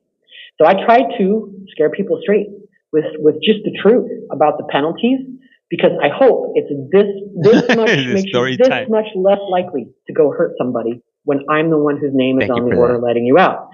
Go look it up, because if you come in on the same offense while the case is pending, to my understanding, I'm not the county attorney and everything is up to them, is that they'll start their offer at 2.5 years in the state penitentiary, even if you don't hurt anyone. Because if they get you on both, you're going to do no less than 4.5. So you already face a prison sentence. If that is not enough to get you to comply while this case is pending, I don't know what is. I cannot help that level of foolishness. So please verify what I'm saying. Talk to your lawyer. I gave you a lawyer. You can literally just Google the statute when you get home. You'll be home later tonight. You're going to get an envelope about the alcohol testing. Do not blow it off. Your lawyer will want to know the results as well. The way things go in DUI court is they're going to try to prove there's hope for you. And if the alcohol testing results show there's hope for you, that could help you. That being said, I want you testing. And it looks like in yours on the PC that the blood alcohol was 0.89. Stop talking, Judge. She's hypnotizing me. And so that's the kind of level where people can help their case. We get the point. He's going to prison they can control for a long time. Urge. But that's all just speculative on my part. Your case goes how your case goes. It's up to the county attorney whether you makes you want to drink. Formally charged right now, whether they wait for blood results, etc. But the penalty is not going to change. Even if they don't charge you right now and they wait for blood results, if you get convicted of a class 4 DUI in Arizona, you will do not less than 120 days in the men's prison. If you're lucky, it'll be the Lewisville prison. I say Lewisville because it's Perryville for the women. If Lewis is cold, they're going to send you to Southern Arizona for 4 months or something. So please don't play with your release conditions. As far as I can tell you, I think you have a job or you're an electrician or something. Electrician. Yeah. I have a job. You might have kids. I have a daughter, June 1st. Yeah, so, seriously, do not take a bad situation and make it genuinely life-changing. Don't commit this or any other crime while the case is pending. You are presumed innocent. I'm releasing you. I'm just literally trying to frighten you. Don't do it. Don't do it, Jade. So you might have to do an intervention. You are released. You'll see your lawyer in a couple weeks. Thank you. Mr. Mangum? And then Dewey Christensen, will you go to the chair? Hello, sir. Can I have your full name and date of birth? My name is Anthony Mangum, July 29th, 1964. All right, thank you. You're here on a warrant. No, Nick, no case. It's for knowingly displaying a fictitious license plate, which is a Class 2 misdemeanor. This warrant issued March 6th of 2020. What do you think? He was spy hunter? From the timing of it, it looks to me like a failure to appear from a citation. So I'm not appointing a lawyer for you because I'm releasing you. And on this type of charge, unless you get a bond, you're not entitled to a lawyer. You can just represent yourself. You can always hire a lawyer. Go to your arraignment hearing May 20th at 10 in the morning in the San Marcos Justice Court. The address is on your paperwork. This is a fairly minor type of offense. I am releasing you because now you see what will happen a couple years from now if you don't go. So if you don't like being arrested, you need to go talk to the justice of the peace. You will very likely never do another night in jail on a charge like this as long as you show up. Okay? Everything's on your paperwork. It still takes hours to be released. Try to be patient. You're just in line with the entirety of the jail system. But you'll be out later today. Don't miss your court date on the 20th, okay? Your Honor, thank you very much. Good luck, sir. Have a great day. Mr. Christensen, and then Alexander Bogdanich, we go to the nap time for I'm running on fumes right now. First, then Bogdanich. I probably got about 2 hours of sleep before I got up this morning. Full name, your date of birth, please. Dewey Derwood Christensen. It be like that sometimes. 13/1997. Okay, thanks for sharing the new case. I wish we could fast forward. Means of transportation. It's a Class 3 felony. That's the only problem when you run this live. I am appointing a lawyer for you, and your next court date. And this is one where I feel like no, because I had like 4 sets of means today. Okay, I don't know that you have a code of. We have a crier. All right, so I'm appointing a lawyer for you. Your status conference is going to be May 15th, which is in 2 weeks, 8:30 in the morning in the downtown Superior Court. Preliminary hearing, May 19th at 8:30 in the same court. You actually qualify for release for your own recognizance. This is a property crime, and he's crying. It's not that I don't think there's probable cause for it. It doesn't mean that you don't have what I would like to call a bad problem, because you have priors. Yes, ma'am. And there is probable cause for this felony, but right now there's nothing popping out at me to suggest that you aren't smart Save enough the drama to for your mama. Lawyer and try to face these charges. If you prove that you won't, this is what happens. And you're not going to get any sympathy for blowing off court in a felony case. It is not a misdemeanor, it's felony. So you need to go to court and talk to your lawyer. As I tell people, many outcomes are possible. If you don't show up, you increase the likelihood of a prison outcome. That's just statistics. Yes, sir. And you've got first-degree failure to appear conviction in other cases. Honestly, an argument could be made that you're not smart enough to come to court. But it is my hope, looks like you didn't go to prison for those, that you would like to avoid a prison outcome, and that might make you more likely to he might enjoy it. You never know. Prove that it makes you more likely to not show up. You're just going to get a warrant and a bond. So I'm releasing you. Don't have any contact with the alleged victim or any of the witnesses. Don't go back there. I think it was a tow yard. Do not go back there. Do you have any reason to go back there? No, Your Honor. Don't. Everything's on your paperwork. Don't miss your court dates. I'm just not making anyone babysit you because, frankly, you're going to decide to come to court or you won't. And as I said, this is a property offense. You don't have violent prior. So I'm willing to let you prove whether you will or won't go to court. If you prove that you won't, this is what happens. Yes, Your Honor. May I say something really quick? Sure. I just really appreciate you because this was a very stupid decision. My girlfriend well, don't say anything that could incriminate you. Now, okay. The reason I'm stopping you is you just got the very best possible outcome here. You don't have to say things that could be used against you. All right, thank you, Your Honor. Yeah, no problem. I just try to protect your rights. All right, you have a good day. You too, sir. All right, Mr. Bogdanich and then Christopher Marino, will you come to the chair? Hello, sir. Can I have your full name and date of birth? My name is Alex Bogdanich. Which date of birth, sir? 2384. Okay, thanks. You're in a new case. You got booked in for 2 things. I found probable cause for one of them, and that's the assault, a Class 1 misdemeanor. For purposes of this hearing only, I did not find probable cause on the drug paraphernalia allegation because the police didn't provide enough specifics to support it. Okay. So it doesn't mean it's dismissed. I'm just setting release conditions on the misdemeanor. So Talk to your lawyer about that. I am appointing a lawyer for you. The next court date is the status conference May 15th at 8:30 in the morning, which is 2 weeks from today, downtown Phoenix. Preliminary hearing May 19th at 8:30. The dates and the address are all on your paperwork. Okay, am I released into custody or am I? No, what I want to know is, if I release you, will you stay away from that location, which is 20th Avenue and Northern? Will you stay away from that business? Yeah, I've never been around that business anyway, so. All right. That is my main concern. Do not go back there. No contact with any of I might have to go back there to get my sleeping bag and my clothing and stuff. Hey, he sounds like at 20th Street. Yeah, I was picking it up as he was squirting me with the mace. He sounds like Chong. So what I'm going to do is, I'm going to put one civil standby is permitted, but you can't go there on your own. It's very unlikely your stuff is there, but you never know. So let's say permitted with law enforcement. So I have to call them ahead of time then? Yes, you call the non-emergency line. It was burnt out. Standby at this location to pick up any of my stuff that might be there. They'll send a cop. If you go there on your own, you'll be arrested again just for violating this order. So I am releasing you, Mr. Bogdanich, and but I will tell you, they're older. You got some violent priors. You got some stuff. The recommendation was for a bond, but on this fact scenario, I'm willing to give you the benefit of the doubt that you're going to stay away from there. And like I said, I didn't find probable cause for a felony, just a misdemeanor. This sounds like maybe he started it.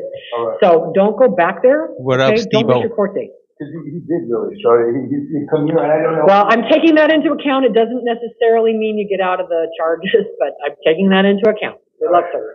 All right. Mr. Marino, and then Aaron Gonzalez. Will you go to the chair? Damn, they're definitely busy today at Why can't we see their face? Mr. Marino, right up here, sir. Because the mute button is covering their face. Sir, can I have your full name and your date of birth? It's Christopher John Marino. Damn you, 1975. February 24th? Yes. Okay, thanks. You're here on a Peoria City Court warrant for a third-degree criminal trespass charge. It's a Class 3 misdemeanor.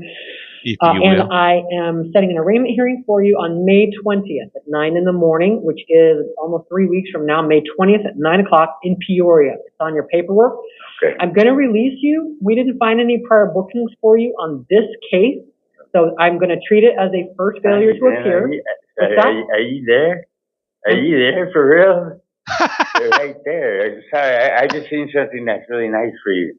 Okay. Yeah. So, Mr. Marino, what I need to understand is, wait, are you going to go to court like I order you to? Yes, ma'am. Yes, that's the most important thing. Okay. You have to show up. This is the very lowest class of crime on the books. It's basically aggravated homelessness. I'm willing to give you a do-over. Clip this one. Okay. But you have to go to court because, Mr. Marino, if you don't, then when we look you up next time, we'll see that I let you out and gave you a chance to go. If you can't get there, you need to call them. Okay. You got say cheese, everybody. Say cheese. To figure out how you're going to get there. If you're on the street, maybe you can find a place to stay that's nearby. So you can just walk over at 9 o'clock. I don't know. But you have to figure it out. If you miss another court date, you're going to get arrested again, and then we might give you a $50 or $100 bond for this. Okay? So please don't lose your paperwork. That's where you have to be in 18 days. Okay? Thank you. Good luck, sir. Thank you. Thank you. All right, Mr. Gonzalez.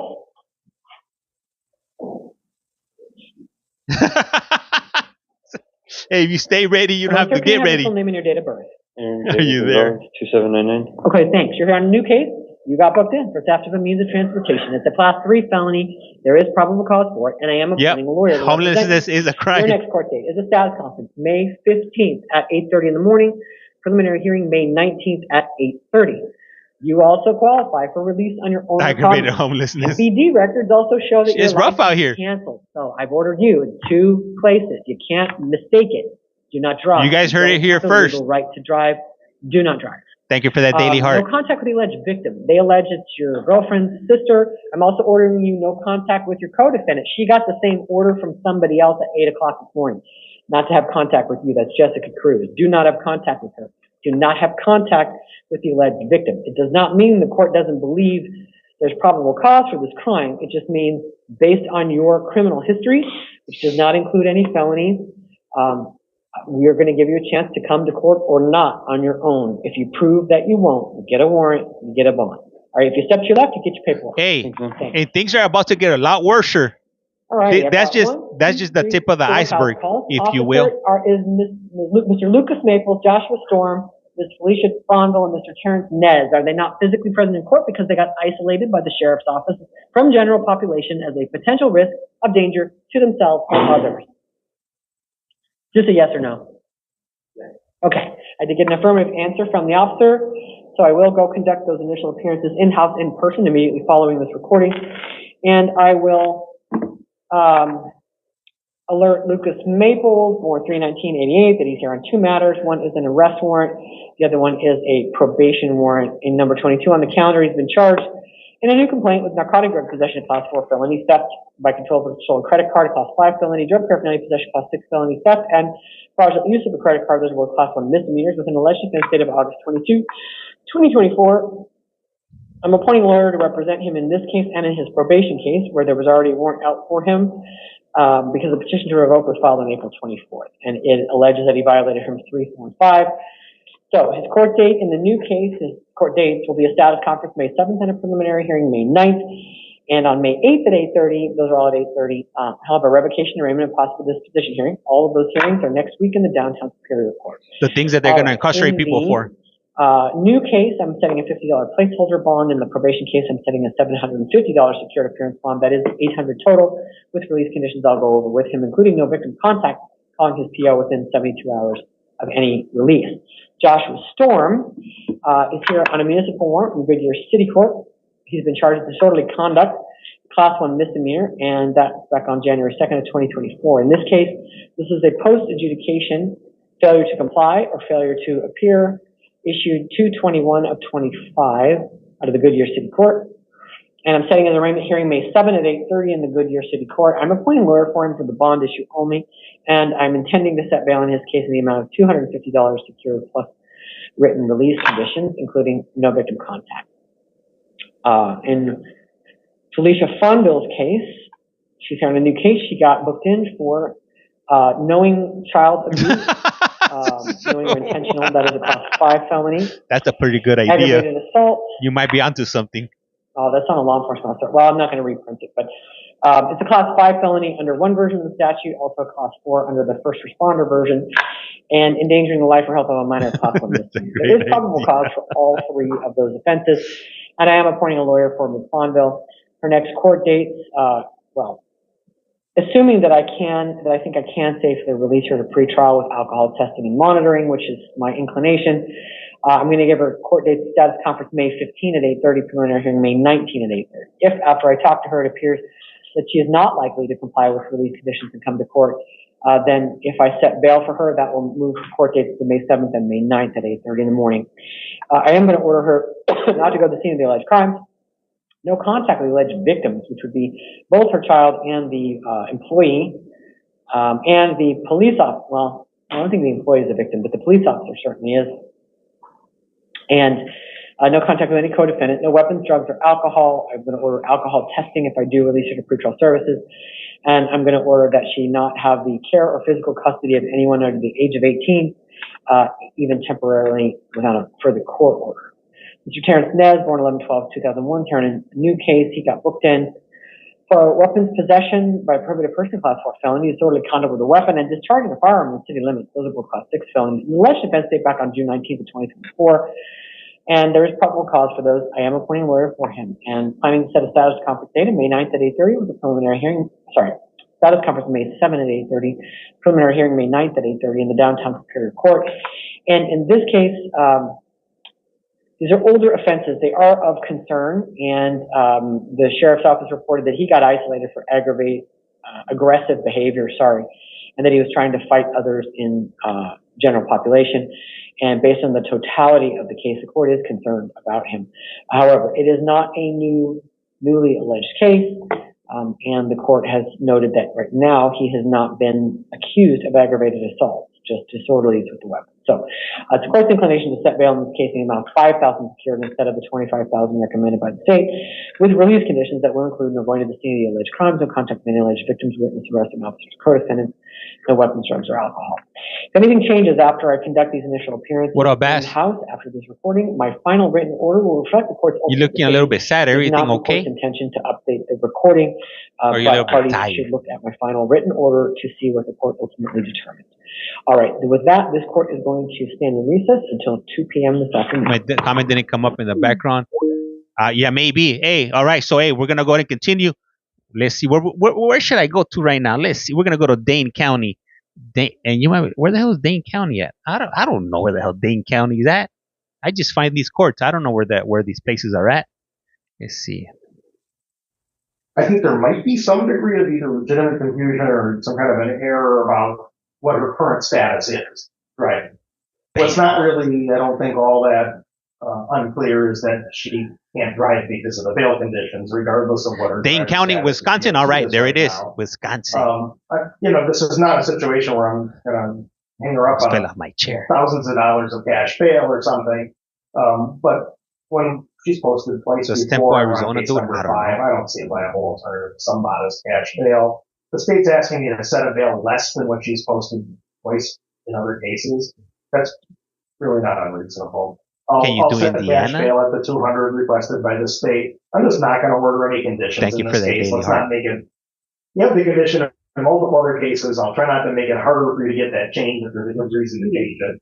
And hopefully you can get in touch with your lawyer and just get all this put behind you soon. None of these are the world's most serious cases, but as long as they hang around, there's going to continue to be bail conditions and issues, and I don't want that. Can you do North Korea? I hope things improve. Thank you. You're welcome. Bye-bye. See you later. Ashley Hubbard. Indiana doesn't allow to. They stream them, but they don't allow streaming like for me to do it. Hubbard. If you will. Yellow. Next! Call the case of the state versus Ashley Hubbard. It's case 25 CF 1036. Kentucky. I don't know about Kentucky. The state. Understand worded with the phone. That makes sense. On behalf of the Hubbard, the person, I advise the court that she's eligible for a public defender. I do have a copy of the complaint. I read reading of that complaint as it pertains to count 1 and count 2.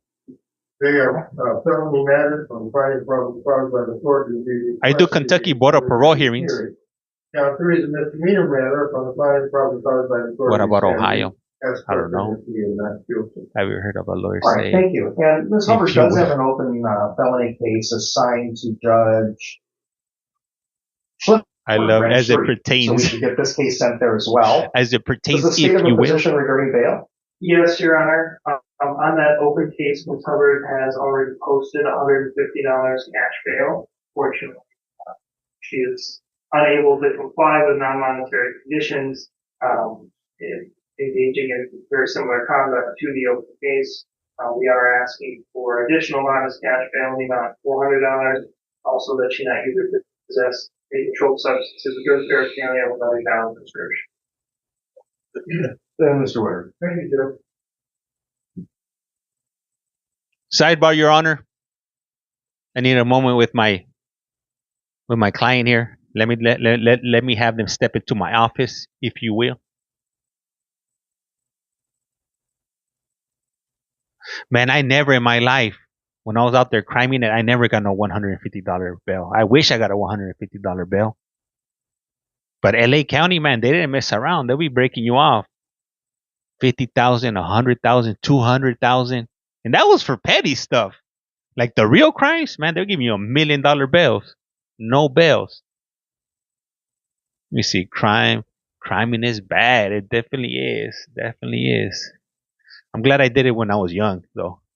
Let me see. Oh, yeah, LA gets smoked. Yeah, and then if you go to some messed up courts like Norwalk or some way out places, man, they'll hang you out to dry real quick.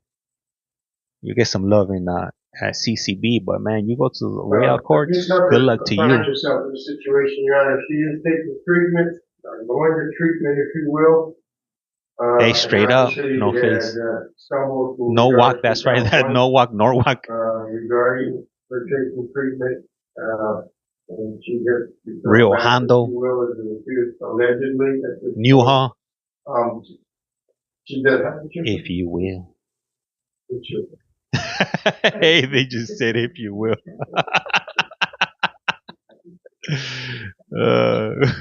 What did she do? Can't hear. So she lives with her sister. No she sé. has a child, and she wants to continue treatment. She does not have wherewithal to post any bail.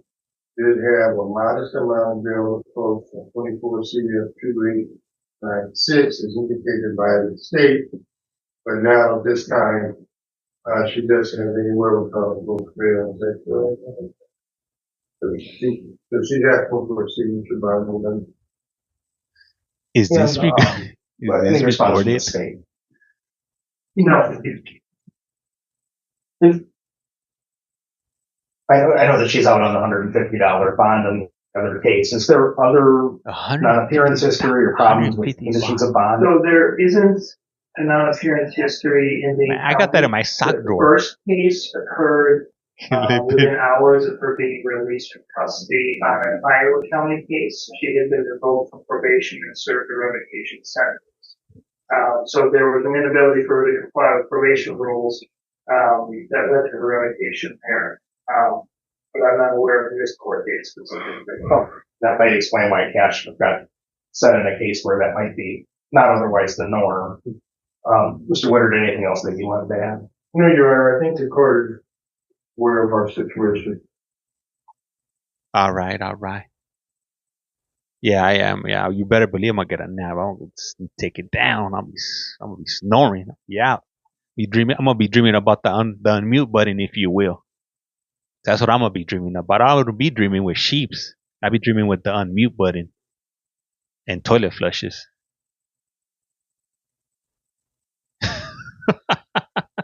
Hey, you too. You guys are gonna. Hey, you guys are not too far behind. You guys are gonna be dreaming with unmute buttons yourselves and toilet flushes if you haven't already. In the last year or so, some of which she was also required to post cash bail. Trying to nap. Not the world's most serious offense from a criminal justice system perspective. Could be a serious thing in terms of her safety and the safety of others around, particularly when it's alleged that she's operating a vehicle. I think with her being on felony bond and a cash bond already, as well as the mildly resistant behavior described in the complaint, that some cash bail is appropriate. It's hard for me to quarrel too much with the state's number. I don't think it's out of line. I'll set cash bail at $400. I'll not set the drug-related condition. She already has that condition in another case, and it's just a line anyway, so I won't double dip, so to speak, on it that way. What about the time limits for preliminary hearing? We will not wait, Your Honor. Okay, sounds good. We'll put it on within 20 days. Ms. Hubbard, good luck to you. I hope things get better. Next be Rakisha Thakur.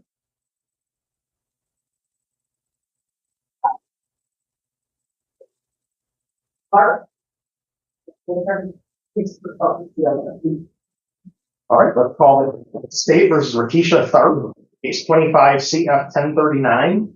Appearances, please. Kyle Olson appears for the state. Start accusing person, Your Honor, of counsel standing with the first plaintiff's office. And advise the court she's eligible for a public defender. Direct a copy of this complaint, the way reading this complaint, of the finding of problem filed by the court, review requesting the preliminary hearing. All right, thank you. And does the state have a position on bond? Yes, Your Honor. The state is asking for a $500 cash bail. Also, no contact with Victoria S. and a ban from Murder Hospital. Look at the face she's making. She's over here laughing. This is an Act 3 eligible offense. Hospital workers are uniquely vulnerable. They come in close proximity to individuals like this and don't have the same means of disengaging from those incidents. She also has 3 missed court dates out of the Dodge County case back in 2021. So for all those reasons, that we will need some action. Mr. Woodard? Thank you, Your Honor.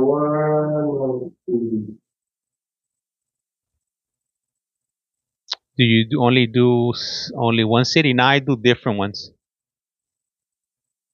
It just depends, what's available right now. So we're here in Wisconsin because this is what's available right now. So, and they got pretty good audio, so it varies. But normally, some of my popular ones are normally where you could definitely catch me is Dade County, Florida, Maricopa, Arizona, and Pima County. Those are my normal go-to, if you will. Definitely catch those on YT. If you haven't done so, please do so. Hit that follow button. It's free 99. It's free for you. It's free for me. Don't be a Scrooge McDuck. Don't be a Mr. Krabby Patties. Hit that follow button. Follow. Mr. Stark, Your Honor, we can advise the court that these are still allegations about the bodily harm to a healthcare worker, if you will. This is Sal Bateman, if you will. Is that things may have gotten out of control. Find that out when we go to preliminary hearing, at least some information.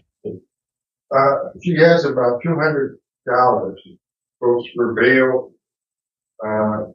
And at the time, I think, I don't know what her medical situation was. You just missed it. Actually, on a visit with my ex-husband that we were having to get the So, well, she had a mental health situation that caused her to way too dramatic. To react in quote unquote violent way, and I think that's what happened with the going to the hospital. I'm not making excuses. I'm not trying to in any way appreciate what this charge is about. But the best she can do is $200 here.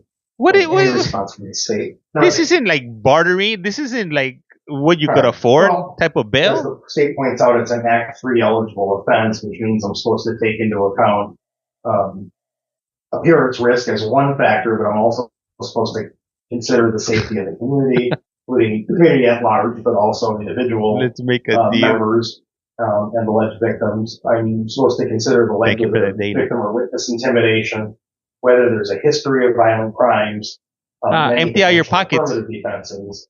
I'm not presented with information suggesting a history of violent crimes. I know there was a description that she has some prior involvement in the justice system, but I don't know the details of that. So I'm not assuming prior violent acts or criminal convictions.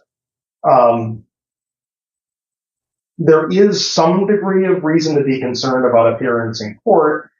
I recognize that she's not alleged in this complaint to have resisted sworn police officers, but there's a description and a pretty detailed description of a protracted series of out-of-control events involving multiple security officers going on for a long time period. She doesn't necessarily have the same legal obligation to cooperate with those people that she might a conventional law enforcement officer, but it's concerning in terms of the likelihood of controlled behavior and appearing in court later on. There is a safety concern that's reasonable given what's in there. And going back to the appearance risk, of course, the state also describes there being some history of this in court, though it's some time ago now. It's not like it's last week or something. She is a cocky one. In terms of the risks to the community, I mean, they're present. I do take into account the fact that this was likely some I wouldn't be acting like that in court. I wouldn't even be acting like this in court. I don't disagree with what she's saying about that. Though her explanation to the police for her behavior is that they wouldn't give her water. It's a hospital, not a Burger King. It's a situation where one has to conform their conduct to to what's socially and legally appropriate. This alleges an extended time period. Does she have like Tourette's or something? A security guard working at the Is she speaking to a invisible walkie-talkie? Restraining their ability to breathe, or at least it was inhibited. That's not a minor offense. That's sort of a major situation, and it's a dangerous one.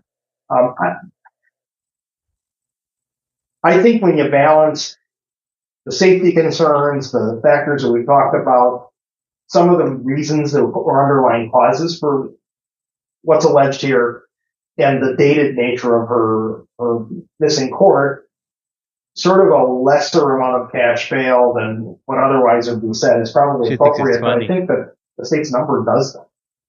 If we were looking at this case and saying somebody's just totally out of control, choking people at the ER and fighting multiple security guards for a long time, if that were the only part of the analysis, probably supports a cash bail quite a bit larger than what the state has requested.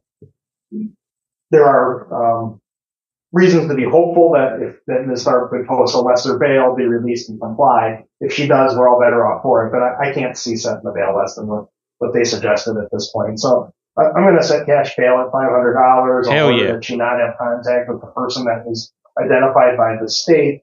I'll order that she not be at merit or unless brought there by ambulance or law enforcement. And I feel like I missed a condition. I can't remember what it was. That's it, Judge. Thanks. Okay, real good. Should we put on a prelim right away?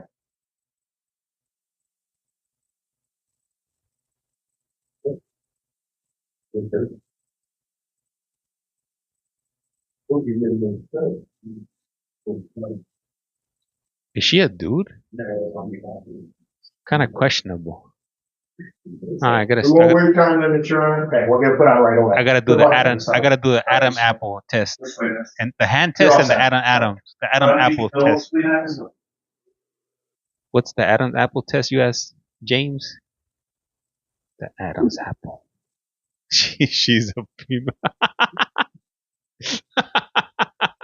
Phillips? I don't know. I'm not sure. Right, we'll call the state versus Rodney Phillips. It's case 25 CF 1037. Appearances, please. Kyle Wilson appears for the state. Attorney Stan Woodard would play defendant's office to appear on behalf of Mr. Phillips to accuse some person and is eligible for a public defender.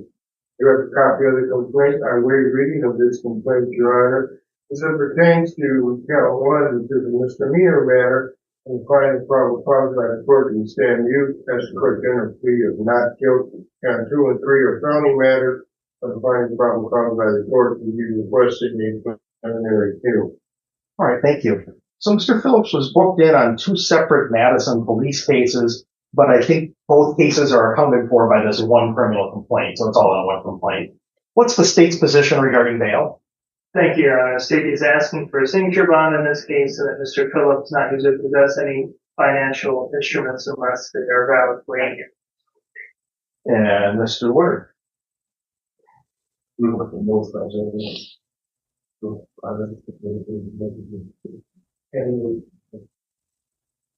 That's right. Counsel, would you reset what you just said about the no? Yeah, the kind of standard condition we typically use in that situation is to not possess any credit card, this is better than TV, check, or any other financial instrument addiction in any name other than, in your case, Rodney Phillips. So you can have your own debit card, your own credit card, you can have a checkbook, those kinds of things, as long as it's yours in your name. Does that work for you? Okay. It does work, Your Honor, and we agree with the state in regard to the signature bond. And Mr. Phillips shook his head yes in response to the question also. I'll order a signature bond with those conditions. We'll get not guilty pleas entered in any misdemeanor charges. And did you say you waived time limits? Yes, Your Honor. Okay. Hey, hold up. Isn't that? I thought that was common knowledge. You use your own checkbook and your own personal things. Doesn't everybody operate like that? Or you need to tell people, hey, don't be using other people's checkbooks.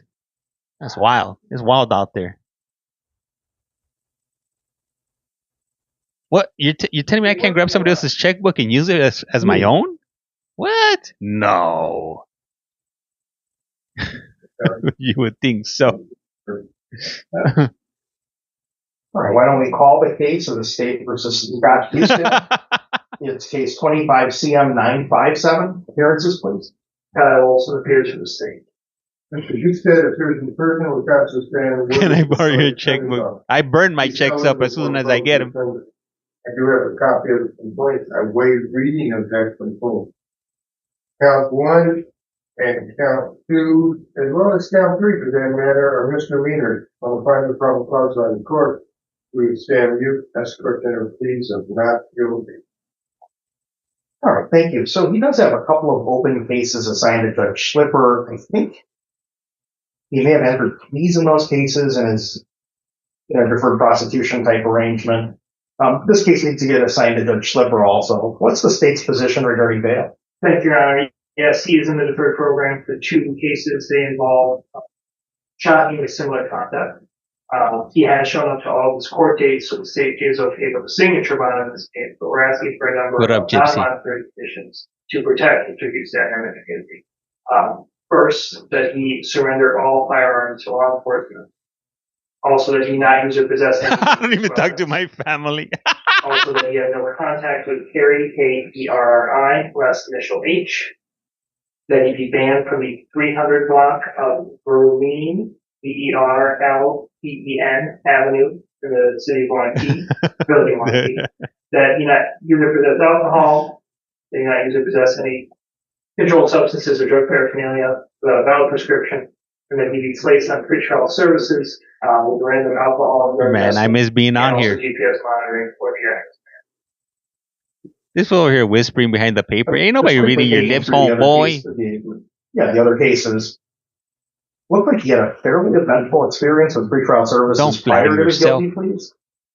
Honestly, my husband knows not to bother me with his words. Go sit over there. Go sit in the corner, if you will. Why? Yes, there were multiple bail hearings relating to him to the alcohol. And court's in session. I still hear from the defense, but why do we think this is going to work better this time?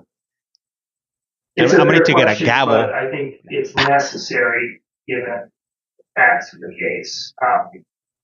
If the court is inclined to order bail addition, state is not going to stand in that the way of that. But I think that we need to monitor where Mr. Husted is at physically and in terms of impairments if we're going to be seeing. There was somebody at FEMA. And I'm not trying to be sarcastic, but yeah. So there's a pretrial let's just say there's a pretrial services violation that says he's drinking. Wouldn't the natural response to that then be some form of cash bail or, I suppose, revoke his deferred prosecution agreement? Yes, and I can't speak to whether he's being sent back to court for those cases. I assume that he will be, so that conduct will be addressed in one way or another. But I think that in terms of preventing Mr. Husted from harming himself or others, these conditions are necessary, especially GPS, the surrendering weapons. I don't think it's futile to say that he can't drink after monitoring his drinking. It was not such an experience on pretrial services that he was missing every test or having positive tests every time. He was struggling and he was having relapses. I think it's good for his own accountability to have that process again when he's in the community. And obviously, if he's not successful again, then there's a clear mechanism for addressing that. Okay. And I guess I asked that question because we're looking to potentially monitor something that the complaint suggests we held James addition 48 or 72 hours ago. And the complaint alleges that he was drunk with suicidal ideation and a long gun earlier this week. Hey man, it's mind blowing. That's why we need to monitor. You know what? I'm glad I stopped being a criminal. Because this is embarrassing. Like being like 40, 50 years old and being in court. Contact request. Perhaps it's not opposed, but not only that, there's a no threats or acts condition in the other cases, and I don't know that this. You could be streamed on TT or YT or any social media platform. Embarrassing. Breakup of that relationship that immediately preceded this incident. Super sad too, yeah. Specific threats, but I think certainly for the time being, the fact that he returned to her house on Berlin Avenue, without any. These are their stories. Having that and then engaging in conduct which is disturbing and dangerous to himself and others. I think that certainly for the time being. I think it's a little Law and Order theme song. As you can probably tell, the thing I'm most struggling with is the concept of a signature bond in the situation. So I want to hear specifically more about that. No. Well, I checked my case for my mom and her 79-year-old self at court today. Nah. Eviction? What should do?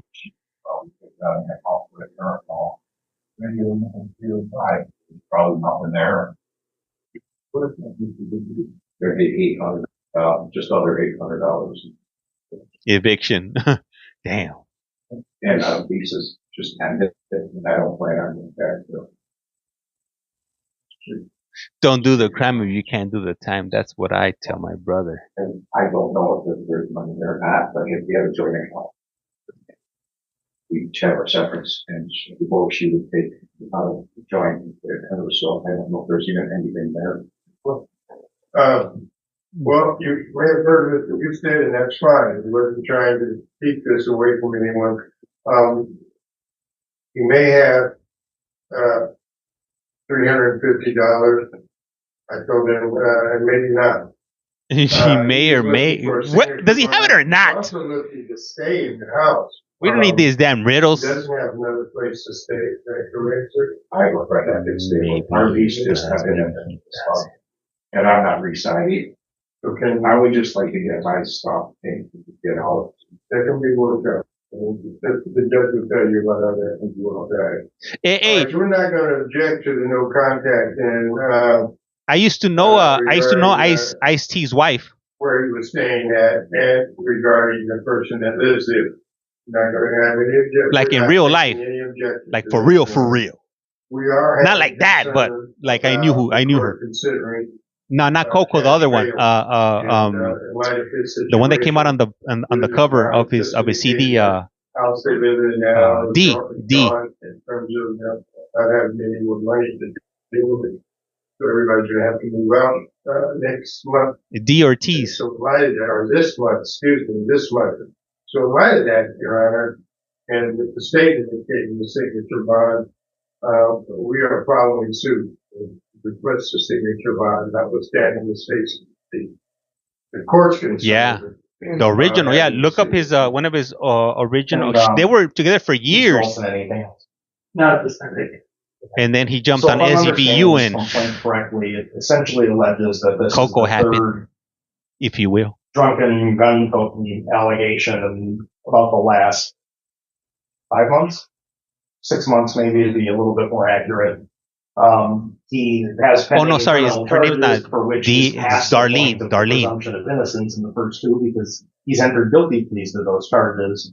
There was the use of pretrial services while those cases were pending with a number of violations. Car repair plan. And testing violations.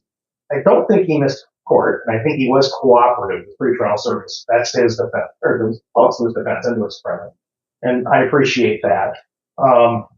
If I'm understanding this, he entered the guilty pleas on those charges, about 96 hours or so prior to when this new event is alleged to have occurred, where he's again alleged to have a gun, to drinking, to engaged in extraordinarily dangerous behaviors in terms of the way the gun is pointed. Hey, thank you for that, Daily. And I mean, I shouldn't be around the bush about this. I understand he's discussing suicidal ideation and is probably acting in a manner that's more dangerous to himself than to other people, and I recognize that, but I care about that too. That's an important thing as well. I don't know that sitting in the Dane County Jail on cash bail is a great solution to somebody who struggles with alcohol or suicidal thought, but we have multiple cash bails posted at different times in multiple cases. One of those cash bails would have been returned right at or around the time when this event is alleged to have occurred because of the timing of it all. And we just have this incredibly dangerous ongoing behavior.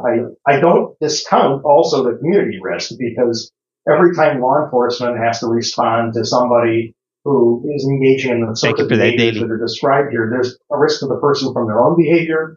There's a risk in terms of how that interaction goes down to that person. There's a risk to the law enforcement officers. And there's, I think, always reason to be concerned about the safety of others who are nearby. Thank you for that, David. It would be easier for me to just say, fine, the state asks for a signature bond, he gets a signature bond. I don't think it's the right answer. I think if I do that, it depreciates how serious all of this is. it depreciates the risk. Hey, let me ask you guys. Do you guys want to stay here, or we could switch over to the other court? You remember where that guy cut that unaliving? They have another court in session. What do you guys stay here or switch it up? Because this one's kind of boring, putting me to sleep. They're just talking too much. Did y'all see? Okay, we're switching over then. We'll switch over. It's getting me tired over here. I'm about to yawn myself to sleep over here. All right, we're switching over then. Here we go. There's some young fella. They got him like an interrogation room. Let me see. Put the volume up. And that has a maximum penalty of a fine of not more than $25,000 or imprisonment of not more than 10 years or both. As to count 18, you are charged with attempt theft from person as party to a crime. That is a Class G felony again, and that has a maximum penalty of a fine of not more than $12,500 or imprisonment of not more than 5 years or both. As to counts 3 and counts 22, you are charged with operating a motor vehicle without owner's consent. As to count 3.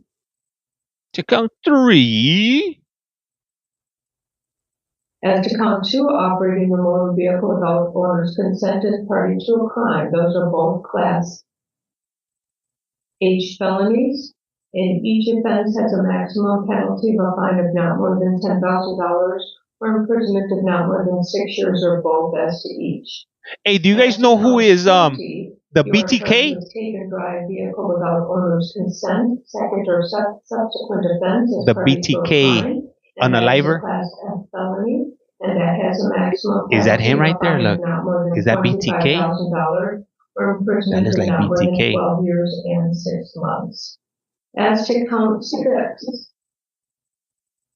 on the amended complaint, you are charged with driver operated a vehicle without owner's consent as something Raider. I don't remember his first name. Raider. Felony, and that has a maximum penalty of a fine of not more than $10,000 or imprisonment of not more than 3 years and 6 months or both. Last, as to count 25, you are charged with obstructing an officer, and that is a Class A misdemeanor. That has a maximum penalty of a fine of not more than $10,000 or imprisonment of not more than 9 months or both. Sir, do you understand the 25 charges and the potential maximum penalties to each of those charges? Yes. I've read the criminal complaint and I find that it does establish probable cause. I will confirm defense counsel's statement earlier in the morning. We had an off-the-record conversation regarding what were considered 2 Scrivener's errors and a possible challenge to count number 6. The district attorney's office had a chance to review that, and they have since amended the original complaint. They filed the amended complaint this afternoon. The charges I've read to you, sir, are from the amended complaint. So, sir, you do have an attorney represent you. One from the public defender's office will be appointed to do so. In a moment, we will get to a date for your preliminary hearing.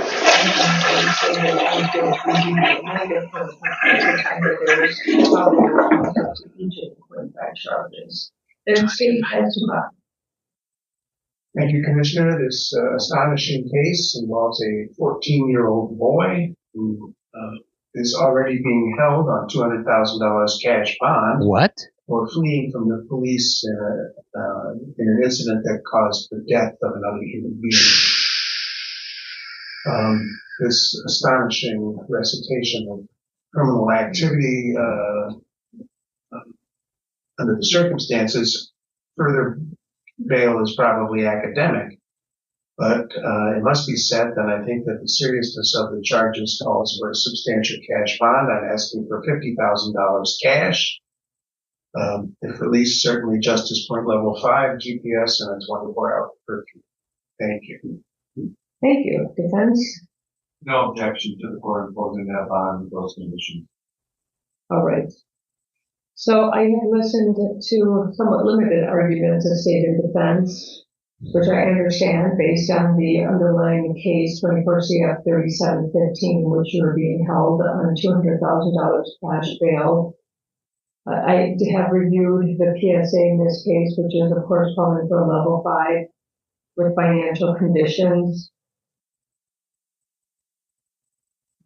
I am, after reading the facts and circumstances of this case, I am a little shocked that the state's recommendation is so low. Sir, not that I'm looking to have a higher bail set against you, but these type of charges certainly would warrant bail well into the 100,000s.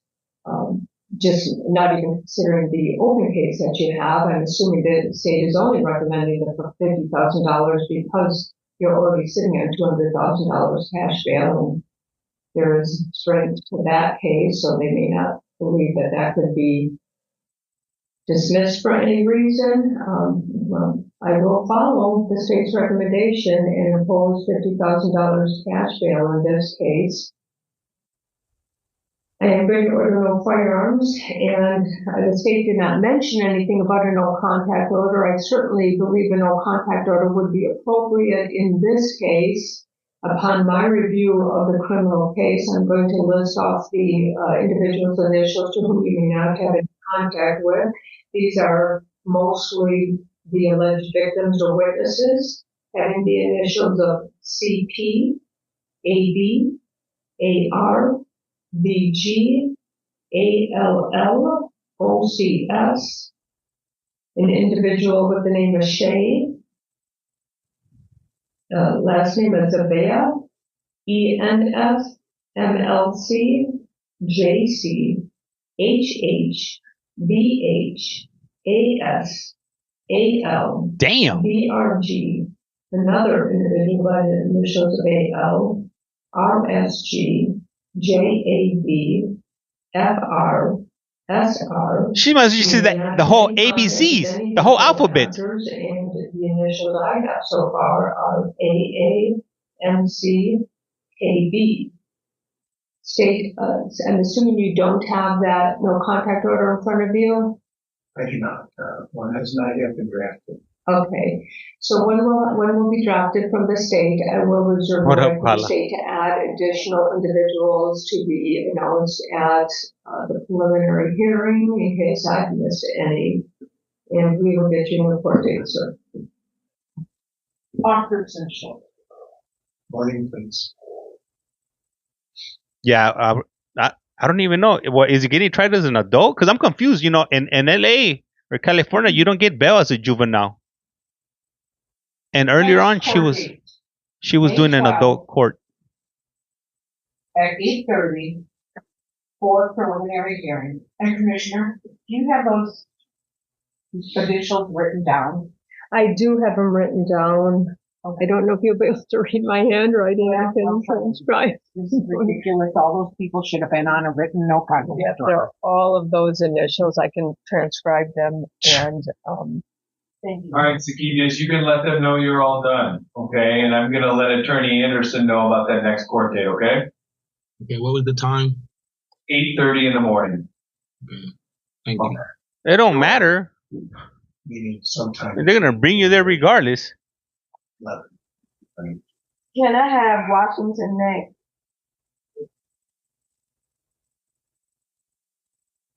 I'm sorry about I love the if you will speech bubble. That's wild.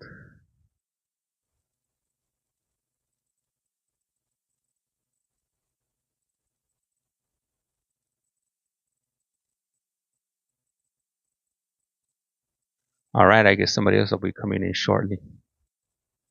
I've never been to this. This is the first time that I've tapped in on these hearings from this state.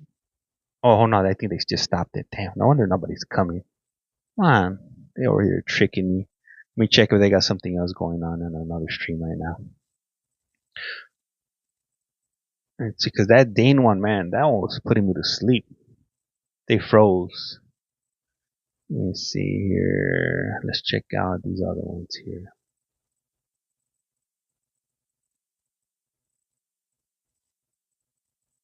Yeah, they said that, but I guess they cut the feed, and then whenever they bring somebody else in, they probably start it all over again. So let me I'm checking again. Let me try refreshing and see what happens.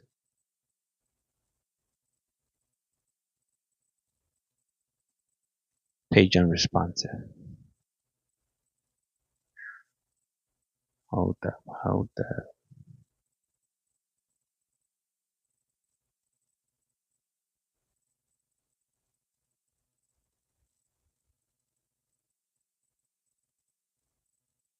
This is Wisconsin, right? Is it Wisconsin? It's one of these states I'll probably never go to in my life. Damn, James, you never go to Wisconsin? Well, shut up. Is there any people that look like me in Wisconsin? Because if they're not, I'll probably never go there. I need to be able to blend in, especially with the way the country's going right now. Shh, man. Have somebody call immigration on me? Shh. Huh. Not today. Not today. Damn, James, you weren't born here? Hell yeah, I was born here, but shit. Shit, man, everybody's... That don't mean nothing right now. You know what I'm saying? Yo, that... There's nothing there. It don't matter anymore. Yeah. Is in Wisconsin known for the that's the only thing that I know for about on the Green Bay Packers and cheese. Other than that, no sé. I'm guessing maybe they got like cows or something, right? Just assuming here.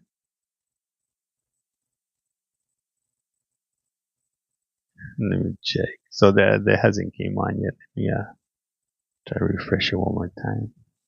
Yo, what up, my life's peachy? Welcome back. Harley Davidson Museum in okay. I didn't know that. You see, I did not know that. Florida's still going on right now. You know what? I'm gonna try to tap in some other Florida ones. Let me open up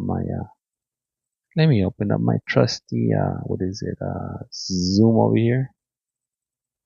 Where's my Zoom at? Here it is. Heard the cheese curds are fire, laughing out loud. Let's see. 150. Oh, I haven't even looked at the likes, man. I've been over here trying to keep my eyes open. But hey, thank you, Amanda, for pointing that out right there. Appreciate you guys for tapping your little fingers away. It ain't easy. I know it ain't easy, so highly appreciate that. Let's see, where did my Zoom pop out yet? Make yourself a coffee. I don't drink coffee. I'm not big on coffee. It's not my thing. I gotta get my energy naturally. I'm just too hyper for coffee. I bought a screen clicker. Hey, thank you. Highly appreciate it. That's what's up. Miracle. Nah, I don't know. I'm not into that stuff. It's no bueno. No bueno. Let me see. You need a nap. I do need a nap. Most definitely I need a nap. Telling you, I'm running on fumes. So these last 7 days that I have because I've only been on, over the last 7 days, I've probably been on maybe like 2-3 times, and it wasn't that long. I would just jump on briefly or whatever for like a court for a session and then call it a day. But I've been real busy, so I haven't had the time that I normally do to jump on these videos. Let's see, join meeting. Let's see, you're too young to be No, man, I've been taking naps since I was a kid.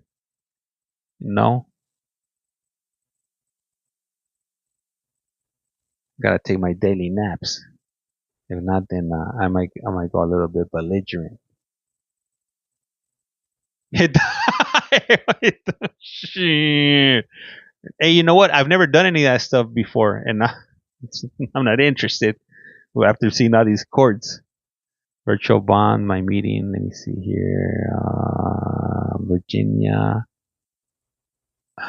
Judge Kimberly. Okay, yeah, Kimberly. Let's see Kimberly. Let's see if Kimberly lets us get in.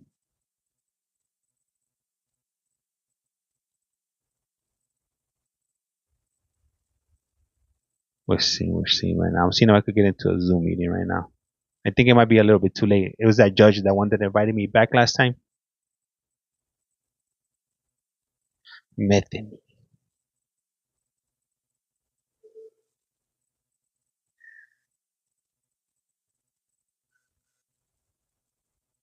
Put it right here so you guys can see.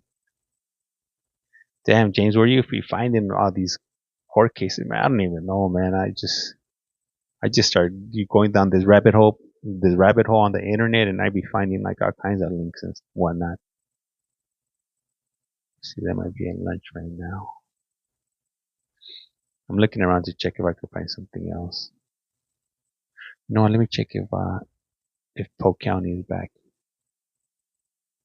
Your clock is 5 minutes off. No, it's not. Oh, yes, it is. Let me fix it up. Damn. It's gonna mess me up now. Now when I look for the things, it's gonna be all messed up. It's gonna be all gacho. No. Which one was in? Oh yeah, I was in check Polk. Polk.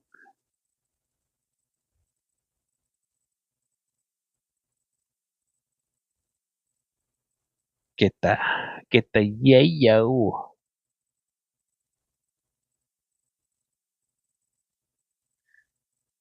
right.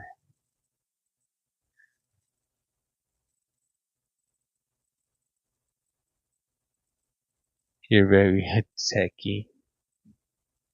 Man, you should see this room, man. This room is bananas, all the stuff I got in here.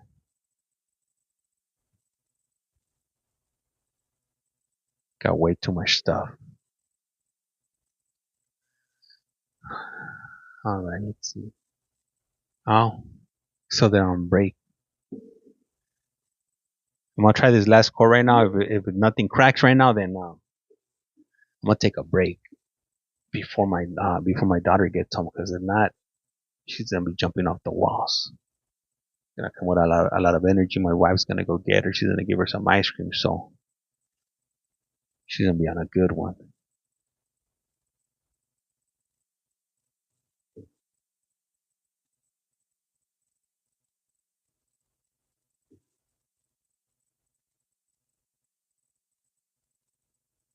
Things ain't looking good for court right now, though.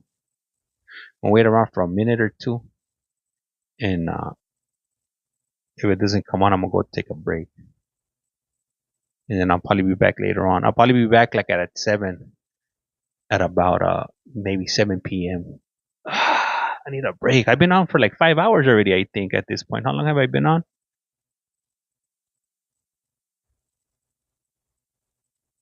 Oh, hey, damn. Oh, man, I've been here for 8 hours? Oh, where has my day gone? Oh, yeah, I need a break. 8 hours and 30 minutes at this point. Damn, James, another break. You've been up all week. I make money. Let me see you. No breaks for you. Hey, man. That's not a union job. Yeah. What up, Southside? How you been, man? Oh, and as a matter of fact, I think I may be having some prison phone calls today. Dang, you would have to. You would have to. I've been up. I've been up since like 6. What time did I started running this? Let me see. 8, 9, 10, 11, 12. You've been on. Yeah, I've been on and I'm out in 30 minutes. Damn, mama of 3, mommy of 3. No, I know I've been on. I haven't been on for 8 hours, but I've been on at least for 5 for sure. So I've been on as let me see, 9, 10, 11, 12. Yeah, I've been on for a minute. Yeah, I think it's break time. It's gonna be break time, guys. I gotta go. I need a bathroom break. Man, you guys are like sweater factory runners over here. They're gonna stay on all day, every day. Anyways, hey, please hit that follow button. It's free 99, doesn't cost you anything. I'm gonna take a break, but I'll be back sometime I'll be back sometime later on. Thanks for the live. Hey, you're welcome. And also remember, hey, drop some comments. Check out that last video I dropped. Drop some comments on it. And let me see. We're made in China. We don't stop. Thanks, James. Hey guys, I do appreciate you guys for tapping the screen. 150,000. Man, imagine if that was like quarters. I'll be happy with quarters, but if there were dollars, that would even be better. Anyhow, hey, I do appreciate you guys. I am Collect Call James. You are watching. You have a collect call from me. You guys already know what I say around here. Life's like a candle. Once you blow it out, it's lights out. And with that, I'm out because I need a break. Let me see. Thanks, James. You deserve a break. Hey, thank you. I'll see you guys later. All right, if you will. All right.